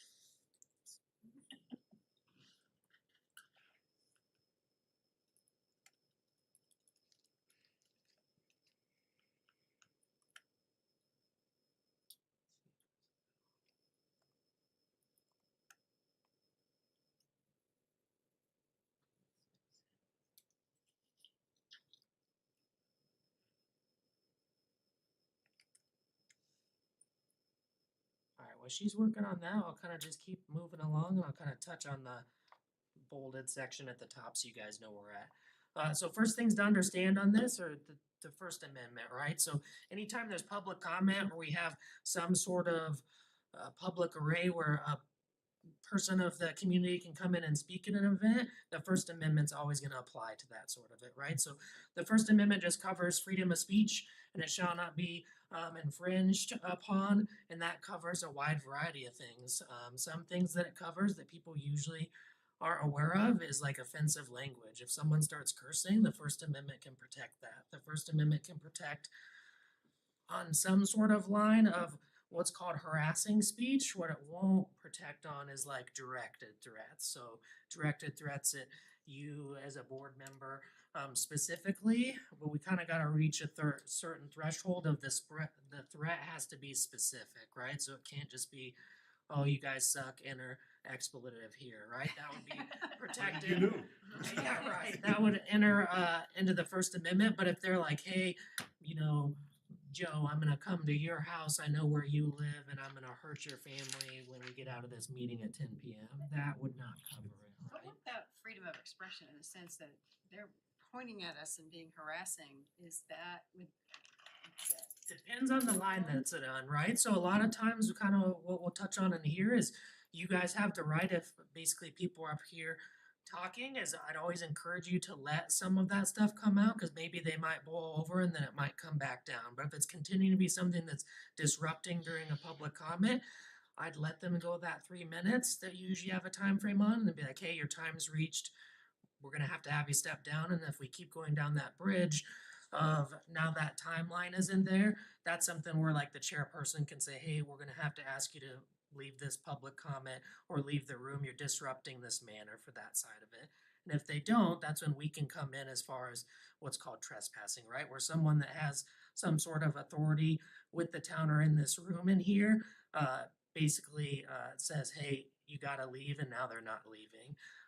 But certain comments on that side of it, even though it may be directed at you guys, may not fit the harassment statute. Colorado recently saw, or the 10th Circuit, which covers a wide variety of states around us, recently saw even our state criminal statute of harassment, a lot of sections in there, which I refer to it as like baking cookies, right? There's certain ingredients you need into it, and if you don't have those ingredients, we don't have a violation of that law. Certain ingredients, so to speak, got ripped out of there because the Supreme Court found that that was unconstitutional as far as it when it comes to harassing speech.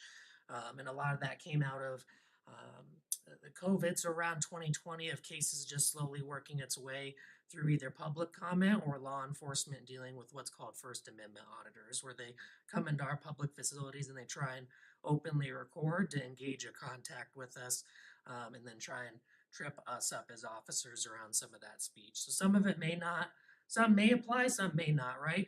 But the big thing is if you think that it applied, just kind of like, obviously, if there's a deputy in here, we're gonna be watching about that. You may see us stand up and kind of move to a position where we can observe it, and then the deputy will always step in once it reaches that threshold. so? In other words, someone's being loud and won't sit down and is disrupting the meeting, and we tell them, look, if you don't sit down, you're gonna have to, and quiet down, you're gonna have to leave. Yep. And then they don't.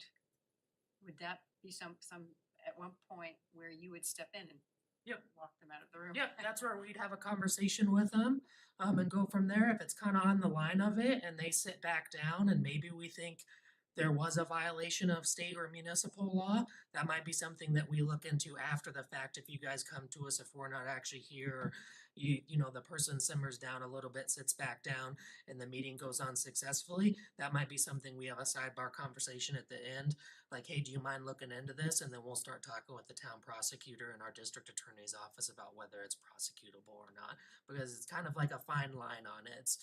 It's tough in the environment of dealing with it because some stuff may meet it, some stuff may not, and we'll kind of go over what that is there. There's some case law in there out of the 10th Circuit. Some of them are from the 90s, but that's just because that's case precedent, which means that it hasn't been overruled yet, or there's not a case from this year, 2024 or 2023, or you name it, that has overridden what the court decided on that aspect of it. And then that kind of just talks about that. The thing that we kind of got into is the offensive language by itself is protected, but what's called fighting words aren't, right? Whereas you're trying to engage someone in a physical altercation, that would not be protected speech. So, really quickly, if a member of the audience says to the planning commissioners, I'm going to find out how you were appointed and I'm gonna make sure you're not on the board anymore. Or I'm gonna do something to you that would disqualify you from where you are today. Is that something that crosses the line, or is that just a heated in the, tell me where that is? It could be one, it could be the other, Okay. right? So that's where the legal side of it is tough, cause I don't work in black and white, I work in gray, right? Whereas if we look into it, the best thing I can tell you is that'd be something that we can look into, right? Cause if we look into this person's history and it's littered with a bunch of stuff and they're trying to use that statement to influence you as a public official on some decision that's making, that may cross into state law violation of what's called attempting to influence a public servant. We would look at that on the lines of like that charge gets filed a lot for us. If someone tries to bribe us to be like, hey, I'll give you this, $5,000 that I have in my pocket to like let me out of here. That would be bribing us, which be they're attempting to influence me as a public official to let them out of handcuffs and let them go, which happens more than you think for that side of it. But that could be a violation of it. If there's nothing like backing it up in their history or like social media or anything like that, that could be something that's just protected because it's just vague enough that it may be, that's their right to run a campaign against you and say, we shouldn't elect this person because of X, Y, and Z. But if they're doing it in a way to affect a decision that's making, that could bridge that gap into like criminal charges. If Because that I was makes wondering sense. That would be considered intimidation It could be, yeah. before we make a decision, Yep, it could be. It's just all about how the facts of the certain situation go, right? So law unfortunately is not a blanket cover because it depends on what the circumstances are, right? That's why it's tough for us is every case that I respond to could be different and some persons could be get charged and another could not.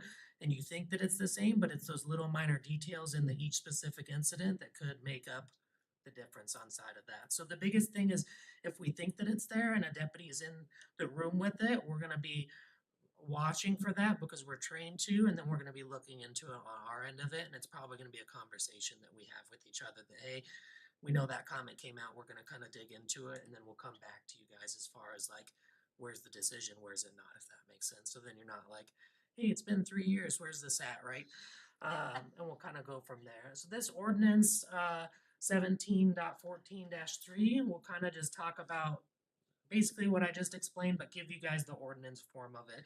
So basically just talks about that you're not allowed to willfully deny someone from entering it. So if they start sitting outside the front doors and lock arms and they're like, we're not letting you into the building, they can't do that. You can't block public access or egress, whether you're coming in or you're leaving in a public building for that side of it. So that's something we'd step in. May take a little bit for us to get them out because obviously the last thing we want to do is use force and start ripping them out. It's gonna be a conversation that we have, so we're covering our sides of it, but that's nothing that you guys have to worry about. The other section will just kind of talk about what we hit on, which is the coercion, intimidation, or threats of violence against you guys as a board member. This is the same charge that could happen in public meetings if someone's like at a parent-teacher conference and they're like, Stacy, I hate you, and start threatening there. This would be the same charge as that sort of it for that side of it, as far as the threats aspect of it. And then it just kind of talks about what I spoke about a little bit earlier, which is that if they're asked to leave by someone that's in charge, so the town officer, whoever that is, the chairperson, whoever you guys decide that may be, says, hey, you're disrupting it, you're interfering this, your 3 minutes are up, we need you to step down. And go from there. If they don't and they're asked to leave and they don't, that could be considered trespassing. So that's looked along the same lines of a convenience store has someone come in, they start messing with stuff, they ask them to leave and they're like, nope, I'm not leaving, or they don't say anything and continue to stay in the store, that would mean trespassing as well. So basically we just need someone, whoever the chairperson is, to basically say, hey, you need to leave, and then we can respond from there because that's a violation, right? If we don't tell them, hey, you need to leave and you're not disrupting, that's gonna be the first question we ask. Did you tell them that they need to go because of X, Y, and Z? And if it's no, be like, okay, well, please tell them, and then we can take action from there. It's no different than if someone's like on your personal property, right? And you say, hey, you need to get off my property, and they continue to stay on, that's what we're looking for, and that's likely what a dispatcher, if you ever call from your house, is gonna ask, is did you tell them to leave? Because that's the standing that we're looking for to take action on the trespassing, municipal ordinance, which mirrors the state law trespassing. This kind of just goes into some more into D, and F that will just cover other basis of it, which just means that like the intimidation, the threat specifically to you, blocking a public building, all that kind of stuff. And then just goes into people trying to enter into a chamber if there's like no public comment, or we're trying to enter into secure areas in a building. They're allowed to go somewhere where the public can go, but if they're trying to get behind locked doors and stuff, that's obviously not okay, and that's kind of what that covers. And then it kind of just gives you the description of public building, which this would cover. So it's kind of how we deal with these disruptions, is obviously rules of conduct. So we encourage you guys to establish those if you don't, however, but that could be like, hey, we need you to step up to the podium if you want to speak in public comment. Please state your name, your address, whatever you guys decide that is.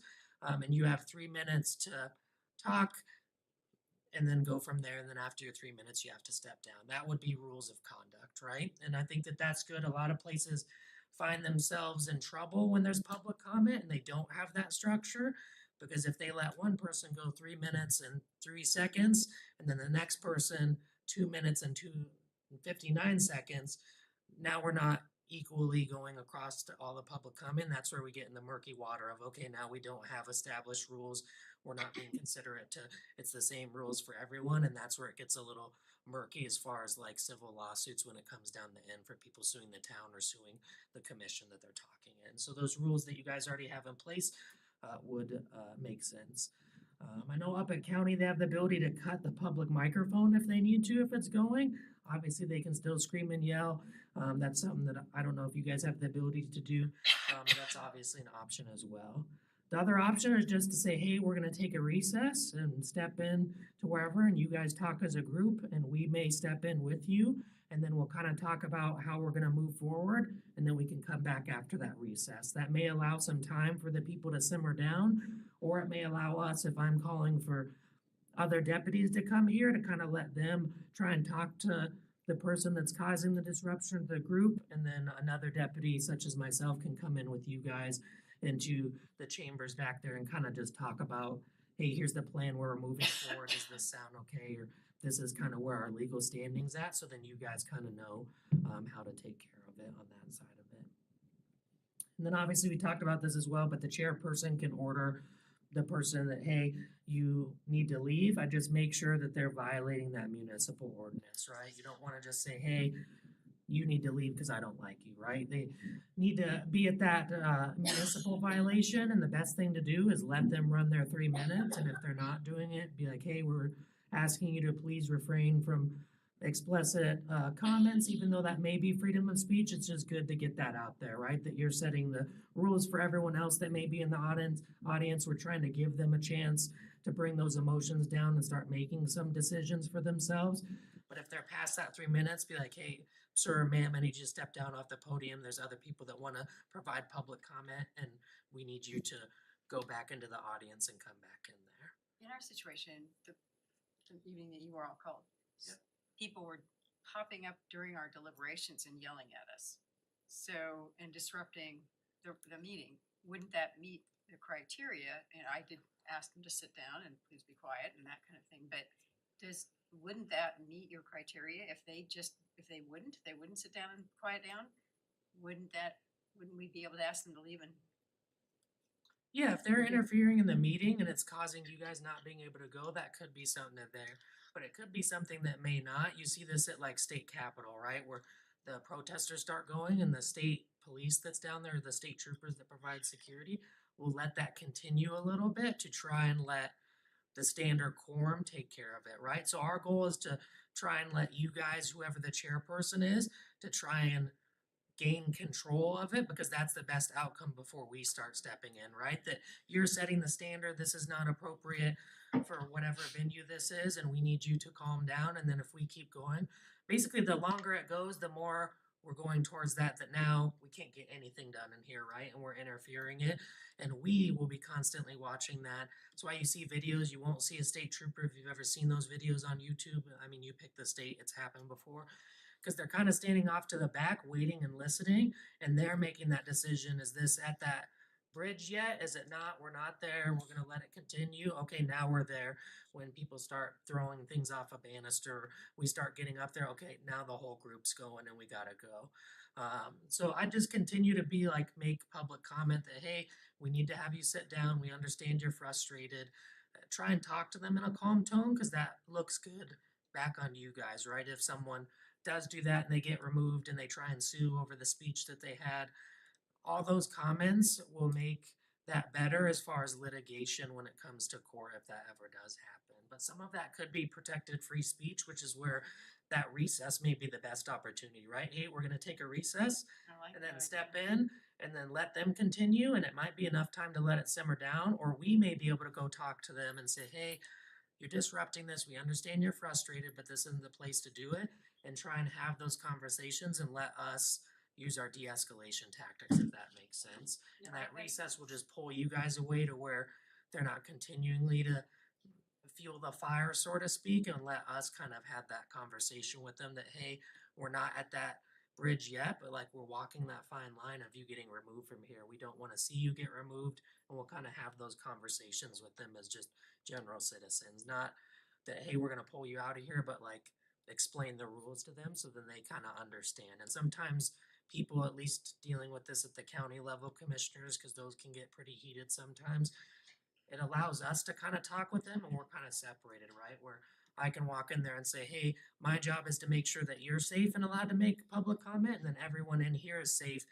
You're disrupting this and this isn't going a correct way. We need to find a way to, like, understand you're frustrated and you're passionate, but we gotta find a way that you get your public comment without disrupting, because there's plenty of people here that want to also express their frustrations. And a lot of times that will go there. I've been at the sheriff's office 8 years, and I've only removed 2 people that I can count off the top of my head out of a meeting. And that's because we were reaching that threat level and they started to throw stuff, basically like threw a water bottle, and we're like, hey, time to go. And we walked them out of the building. But most of them, if we kind of go and talk with them and we stand off to the side, they'll kind of start to simmer down a little bit, because they kind of know that, hey, you're watching, and if you want to stay in here, this is not the way to do it, right? Because we're slowly creeping towards that line of violating that municipal ordinance. I'd encourage you guys to kind of just use those recesses as your opportunities, make public comment again, please.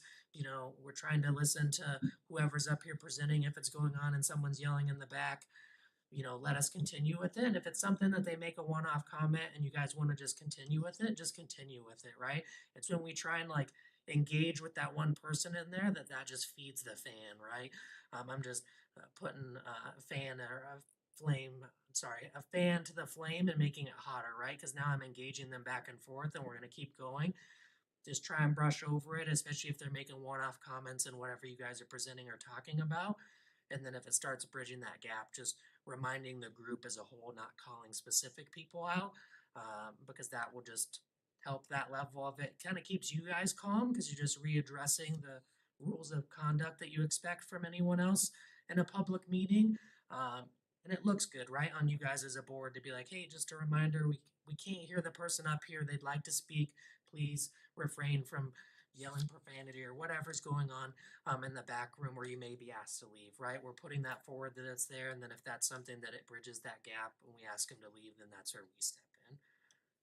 If we were to take a recess, where would we go in this building? That's what we were I just see. doing. Okay. And I think we'll talk about some of these things after we close the work session Okay. tonight. Well, and we wouldn't be able to talk about Anything. the issue at hand. Right. If we did that, we'd have to, 'Cause we would have to Aaron would close be the really public mad at us. if we did that. Code Yeah. of silence. I'll be here too, so I'm happy after you guys close the workstation to kind of talk about where like the town board goes during the town board meetings and that kind of stuff, so you guys kind of have an idea on that side of where they usually meet if they call recess, if this happens during their basically public comment for that side of it. And the last thing is what's called a panic button. These are in the works through the town. After we looked at their emergency planning. Obviously, after the public sessions work, there's some security stuff that I can't talk about on a public forum that we'll kind of address since you guys are part of the town when that comes to it. But in layman's terms, basically what happens if you hit that panic button, it goes right to 911 dispatch. The dispatcher can hear everything that's going on and they can have a conversation with you if they think it's safe. Most of the time, you're not going to hear that dispatcher speak because they're trying to listen to what's going on, and that's just a quick button that you push. It's usually placed in a strategic area that you can get to it. You push it, goes right to 911, and then they get basically an open line, no different than calling 911 on your cell phone, except they can hear everything that's going on in the meeting. If there's silence and they're like, hey, we can safely talk with you, they'll safely communicate with you because it's two-way conversation. So they'll hear everything you're saying and they can actually talk. They'll just mute their end of it most of the time because last thing they want to do is like, 911, what's your emergency? And then like, these are in gas stations as well. So if they push that, if they're getting robbed, the goal is that the dispatcher can hear what's going on and then start making a decision on what resources to send. And those are in the works to get those in here as well. So this kind of talks about at least what we've covered, at least how we deal with disruption. So like I said, we'll take action as deputies if we feel that it violates municipal ordinance or state law. And then you may ask for assistance, but obviously you don't want to direct what we want to do because it may meet it and may not, right? Just kind of allow us to kind of work through the problem and go from there. It may seem like we're trying to take some time, but the goal for us is to try and talk with this person and safely get them removed with causing less disruption than snatching onto someone and throwing them to the ground and going from there, right? Where it's just going to get chaotic and disrupt the whole meeting, especially if there's a big public forum. So kind of just a deputy will be in there watching. We're all trained on this, on what violates the state law, what doesn't, and you'll kind of see us move that way. And we may go over there and sit next to that person and try and have a conversation with them that, you know, this isn't the time and place. We're bridging that gap and kind of having that pre-conversation that here's the set standard and here's what violates this law. If we start walking over this line, you're going to get asked to remove. And then obviously if it happens after the fact or if we're not here, if it's something that you guys think may have bridged that and we're not present, please just get a hold of us, either through Sergeant Williamson, and then he can delegate and we can kind of look into if that did violate the state law or not. All right, that kind of answers that. We're kind of going to now get in the standard response protocol, which basically will just give you guys some tools that if things start getting bad, what some options for you guys inside a public building. This is taught to students in schools by us. It's taught to businesses in there. It's basically a national-wide thing that basically the I Love You Guys Foundation, if you haven't heard of it, was from the Bailey, Colorado active shooter that went into the high school in there. And unfortunately, the parent's daughter was killed in that incident, and her last text to her parents was, I love you guys. So they started this foundation to try and bring law enforcement in to schools, bring us into businesses to basically create a protocol that could work in a school and could work in a business, and then allow us to get some info out there. So it's called the Standard Response Protocol, and you've probably seen these posters around schools specifically because that's kind of where it took its mark and then kind of went down from there. So this stuff will be general education for you guys that have kiddos in school. This is what they get taught by like our school resource officers. We'll teach this stuff into there. So there's a bunch of different terms in there that you hear. It's hold, secure, lockdown, evacuate, and shelter. So those are going to be terms that you hear if you guys have kids in school and they're like, we were on a lockdown today. This will kind of give you guys the info that they get as students that the schools go over. So a hold means that you're holding in a location. So hallways are kept clear. Staff can remain in offices or work areas until you're given an all clear. Close, lock doors, and what's called business as usual, which means that we can continue with our business. We're just going from there. So in a business or a school, typically what you see when a school or a business goes on hold notification, it means we have a problem in a specific area and we're trying to deny access to that area so we can handle it. So a lot of this could be like a disruptive student, if they're developmentally delayed and they're kind of causing a scene in a hallway, we can say, hey, put this classroom through this classroom on hold, and the SRO can go in there and safely talk with the kid without having like millions of kids if the passing period goes on. walks down there. We've used this in businesses, if an employee is in there and maybe they're getting terminated and they start causing an issue as they're getting their stuff to go out, to kind of put a hold on there that we're not introducing people into that, and it allows us to kind of work with that person to let them go through their emotions, but safely get them out and then not introduce anyone else into it, which can cause some issues. Kind of hit on this, but medical emergencies, this could happen. So in a business, in a school, if someone goes down for a medical emergency, they might get put on hold status so the paramedics can freely get into the building and do what they need to do. And we can safely get that person out as fast as we can without trying to part the sea and get people out of the hallway if people are over in the hallway. And then secure means that we're getting inside, that we're locking outside doors. Business as usual can continue inside the facility, but basically what this means is that no one's coming in and no one's going out. We're just securing the building that we're in so people can't get in, and we're making sure that staff isn't going out into a problem. You'll typically see this in secure status if we, as law enforcement, have an incident going on, one around a school that's close to it or around a public building that we're worried that the problem we're dealing with may continue into that building and go from there. So a lot of times if we're working, like let's say a weapons call in an area of a school and we're at a house and we're trying to contain that issue to safely deal with a suspect that's armed with a weapon, our dispatch is really good at looking what's around, and we'll start putting businesses or even schools on what's called secure, which is where if this person takes off running and we go chasing after them, they can't just open a door to a school and get in, or open a door to a public business and get right in and then cause basically a bigger issue. We're trying to limit the areas they can go and limit, people from getting hurt, if that makes sense. So secure just means everything's locked. Business can continue to go on inside the building. We're just making sure that people aren't leaving for lunch or leaving to go to a meeting and they're walking outside into a bad problem, or that problem's getting inside the building.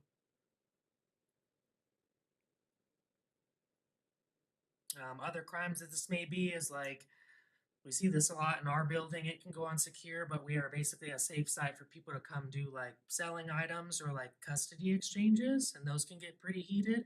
If they start getting in an argument, we'll put our like main headquarters on secure status so the civilian staff isn't going to walk out the door, even there's employee entrances, and then walk right into that problem. And they're like, oh, you work here, like we need your help. And then it just creates bigger issues. Bank robberies go on secure status, so trying to limit where that person can go if they flee, suspicious persons, anything that happens. I've seen it with like fires in a neighborhood. They might put a building or school on secure because if they're getting ready to go on passing period, we don't want a bunch of cars of parents picking up their kids or high schoolers leaving, and then we're trying to work a structure fire and there's like 50 fire trucks around, and now we're introducing a bunch of teenagers into there, and like hoses start getting driven over, and then it creates a bunch of issues. So that can be used to try and figure that out and then safely allow us to kind of work a reroute for traffic. And then lockdown's the big one that you hear, but that means locks, lights, and out of sight. So lockdown is more serious. The schools, when we were kids, right, I remember growing up in school and it was like lockdown drills. Lockdown has kind of changed where it was at, where most things that we kind of went to was that secure status where the outside doors got locked. But lockdown is, we know there's an active threat somewhere around that school, or there's active information that that threat is inside that school, and we need to basically lock students down, lock staff down inside a building or even a business into somewhere where if a suspect's walking around and they're armed, they can't open a door and find you, or they can't look in a window and see that there's 13 people hiding in this room, if that makes sense. And that's where the out of sight comes from. So that means that there's an unknown threat inside the building, like unauthorized person inside the building, there's a suspicious person inside the building, or like an armed intruder. Big things for this is obviously keeping everyone safe, and we need you guys to just go inside a building. Just kind of look around, right? If you guys have offices, because I know you guys have jobs outside of this, just kind of look around, like, is this office a safe place for me? Are there a bunch of windows and I should go into one that doesn't have a bunch of windows, but I know I can lock the door, or can I even lock the door to my office that's in there? You want a door that has less windows, or if you have windows, you want the ability to be able to cover those, where if someone looks in, even with a flashlight, they can't see people inside. So that's why schools you'll see built in a specific way that they basically have these black masks that teachers can just drop down really quick over the window that's on the door, so then someone can't see in for that side of it. Then you obviously want to stay out of sight, want to stay silent as much as we can, and then barricade the door, right? Because the harder we can make it for them to try and get in, the better. So it's like scooting a desk in front of it, scooting a bookcase in front of it, something that goes from there. If we need to get in as law enforcement, we're always going to have a key because we're meeting with someone there. A lot of our public buildings inside a foyer, when we enter into it, have a box that we can remote into, that we can get a master key, and then we're announcing ourselves when we're in there. So if that door is barricaded, don't worry about it. We're probably going to unlock it and announce ourselves by sheriff's office, police, whoever's here with us, they'll announce themselves. And then that's when you can start talking with them. For that side of it, we're used to kind of working around barricaded doors to try and inch our ways into there where you guys can see that we're clearly uniformed law enforcement. But even if someone says sheriff's office and police, don't say anything. Just keep silent and allow that door to open because you'll hear the key go in there, and then that is us. We'll always use a key to get into a door. And just kind of for some instructions for you guys as staff is just a quick sweep of public areas. So what this usually looks like is a teacher will get a bunch of kids into a room. They'll kind of look down the hall, make sure no one else is around in there, and then they'll lock that door right away. The goal is to get people out of the hallway as fast as they can. We're closing window shades, barricading the doors that we talked about, staying out of sight, and then staying silent. And then, like I just mentioned, don't open the door for anyone. Law enforcement or an administrator will have a key, and we're announcing ourselves before we enter those doors. And we'll kind of talk about the difference between secure and lockdown. So a secure is like an exterior threat. So something's going on outside that building or that school. Means business can continue in there. You can continue to do what you need to do. We're just keeping people from coming in or going out into that restriction.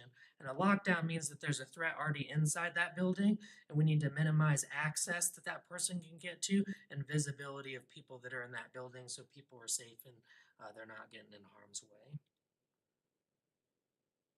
Then evacuate's the common one that you guys have all heard of, which means that we need to get out of the building. So the town is working on these plans and it'll go away, but we'll usually have a off-site point to say, hey, if we have we're evacuating because of fire, you know, some other issue, gas leak, we're gonna rally at this point and then make sure that everyone's there so we can kind of have a head count, so to speak, that's in there. We're working on these plans to work with them. The sheriff's office, our HQ, and even our substation that's here has an emergency plan that we know as like our civilian staff that works here know where they're gonna go if we have to evacuate a building for whatever reason. And then a rally point just means that you're basically just picking a predetermined point to meet at. And so like schools a lot of times would be like, hey, we're gonna meet at the football field or wherever if a fire alarm gets pulled. So they're going from there. And then staff, if you guys plan this, you guys will have conversations and we'll make sure this stuff gets out with you. I know Sergeant Williamson's working with the town as a whole to get these plans. And then once they're finalized, you guys will get that info that'll have rally points and then instructions for staff on what we're going to do, which basically just means staff is kind of going to lead the group to that rally point, account for anyone that's in there. And then if someone's missing, they're working with law enforcement or firefighters to say, hey, Susie isn't in here. Her office isn't here. Let me try calling her to see if maybe she's offsite or went to lunch and we just had no idea. So then we kind of know if someone else is still in that building. Then shelter would be used for like a tornado. Let's say like a hazmat situation on a road outside of it. We may say, hey, shelter in place really quick because this truck had a leak or got in a car crash out here at this intersection, and we need to figure out if this stuff is hazardous before we start letting the public kind of walk around in there. And then obviously earthquakes, which can happen here, but not very likely, just sheltering inside. And obviously you guys as staff are going to lead the safety strategy and the work, and again, accounting for occupants or staff that you guys are responsible for. Then we can always add to the plan, right? So that means that situations can change really quickly and you guys have options and we'll kind of go through those. It's basically avoid, deny, defend, and then aid. I'll kind of touch on what those mean. So avoid, right? We want to avoid danger if the situation becomes less safe. We're looking for a a way to get out, or knowing where our exits are, and if I can scoot out of there and get across the street or to my car in the parking lot and drive home, even better, right? Because now I've removed myself from that problem. So that's why we want to pay attention to our surroundings, know where the exits are, know like, hey, if a fire happens in the main exit I come in and out of, how am I going to get out of here, and go from there. And then obviously move away from the source of the problem as quickly as I can. The more distance or the more barriers in between you, the better, right? Because it means that if that person wishes to do you harm, they're going to have to work a lot harder to get towards you. And then deny. That's kind of what we talked about on the lockdown, which is where we're barricading doors. We're denying access into there. We're locking doors. We're denying access into those parts of the building, which means that if a threat gets in there, they can't get in there, get into that room, and then we're concealing ourselves from view and being silent. And then defend, right? Everyone has the right to defend themselves in their place of work, at their school, at your house, on the street, anything like that, from anything that's a danger to your life or threatened, right? Big thing we teach people is, you know, it's sad to teach children this, but it's also empowering to those kids of like, you guys can defend yourself into there, because the last thing we want is them to be in there and not know that they can take action against it, right? I always say it's a double-edged sword, right? I really hate that we're teaching kids this because we didn't really hit on it a lot when I was a student, but times have changed and we're starting to see these issues arise over and over again. So it's trying to give them tools to go from there. A lot of teachers are taking stance. We just did a lockdown last week at Turner Middle School, and basically just a drill to see how the students and staff went. And you know, the staff every time is like, hey, here's these keys. Please make sure you announce yourselves, because usually they'll get deputies that work in this area, because they're like, some of our teachers carry like baseball bats, and like, I'm worried they're going to swing it at you, even if this is a drill, because they're like getting into that mindset, right? So that's why when we're unlocking that door, it's like announcing ourselves over and over again, so I don't get smacked in the head by a book or some kid throwing a textbook at me, right? Big thing is about survival, right? So if that element gets into there, we want to go home to our families. So it's doing what we can to get out of there and going from there, right? We want to protect ourselves and our coworkers and our kids if they're with you. But the best bet is always, if I can scoot out of there with my family or with my staff and I can get out of the problem, perfect. That's the best option.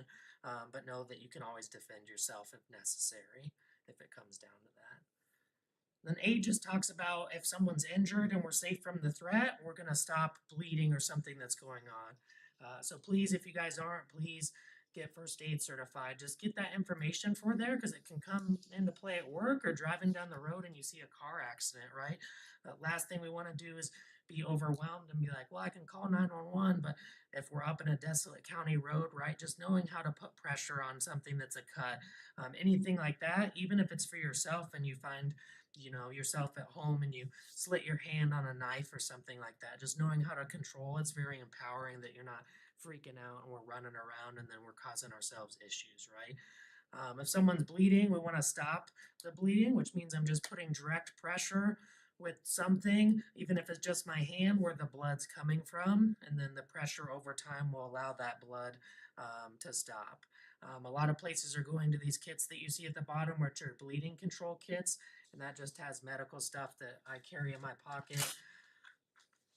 I'll just show you guys, which is what's called Quick Clot, which there's a clotting agent inside this gauze wrap that we're trained as deputies on how to pack into wounds or just put on top of a wound, that clotting agent will start to clot the blood to allow the blood to stop flowing in that specific wound. So if someone's been stabbed or really bad cut in a car accident, we'll break this out. All of us carry on our person at least one pack and then a bunch in the car to start putting this into whatever wound it is, so we can stop that bleeding before they get to a hospital for that side of it. And then there's things in those kits like chest seals, which means that if there's a wound on your chest, we obviously don't want to pack stuff into it because it could be preventing you from breathing. It's basically just looks like a big sticky pad that you slap onto there, that if it does enter inside the lung or that wound entered a lung, that basically the person continue to breathe. Cause if we don't put something on that, basically the air is gonna start pulling in there and it starts getting what's called a collapsed lung, right? Where your lung starts to go and you can't breathe. Just putting that sticky gauze over it allows one side to go, and as you breathe, that fabric will kind of cover. You can do it with plastic bags. We've done it with paper plates at training. We have these machines that will mimic it, and we can tape a side, 3 out of the 4 sides down. And as they breathe, it kind of puts that paper plate down to where it allows the lung to basically do its job. And then as it goes, it exhales, and that air can still come out. But those kits kind of have all that stuff in there. And how to prepare yourself. So taking time to familiar yourself with the layout of the boardroom, right? Like we talked about, where are my exits? You guys that forth out after this, we'll kind of have conversations on where do we go if we take a recess where we need to meet as a group and figure out our plan. Are we going to continue this, or are we going to say, hey, meeting's now closed, next meeting will be whenever, right? Just kind of have those ideas. Like we talked about, can I lock the room that I'm in? Where's the cell service, especially in here, right? This basement's notorious for not having anything. And then just thinking about those scenarios where we go through, and you guys will get more training as we kind of go along through this side of it. Then just meet with them. You guys are always welcome to ask us questions, send Sergeant Williamson questions if you guys have them, and we can get those answers for you.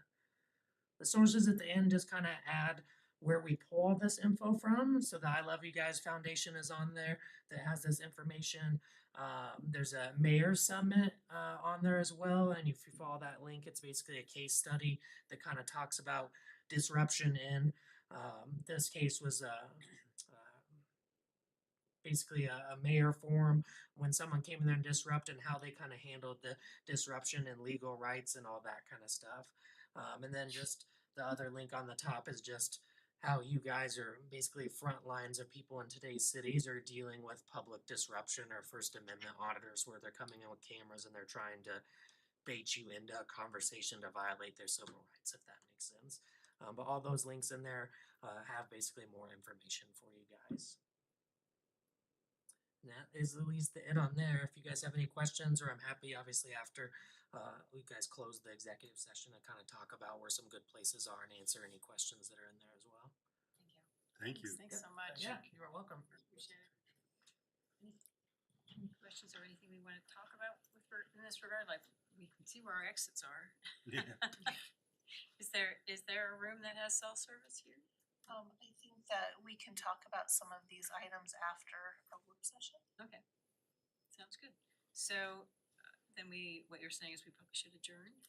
Okay, all right, so thanks again, sir, we appreciate you coming and speaking with us.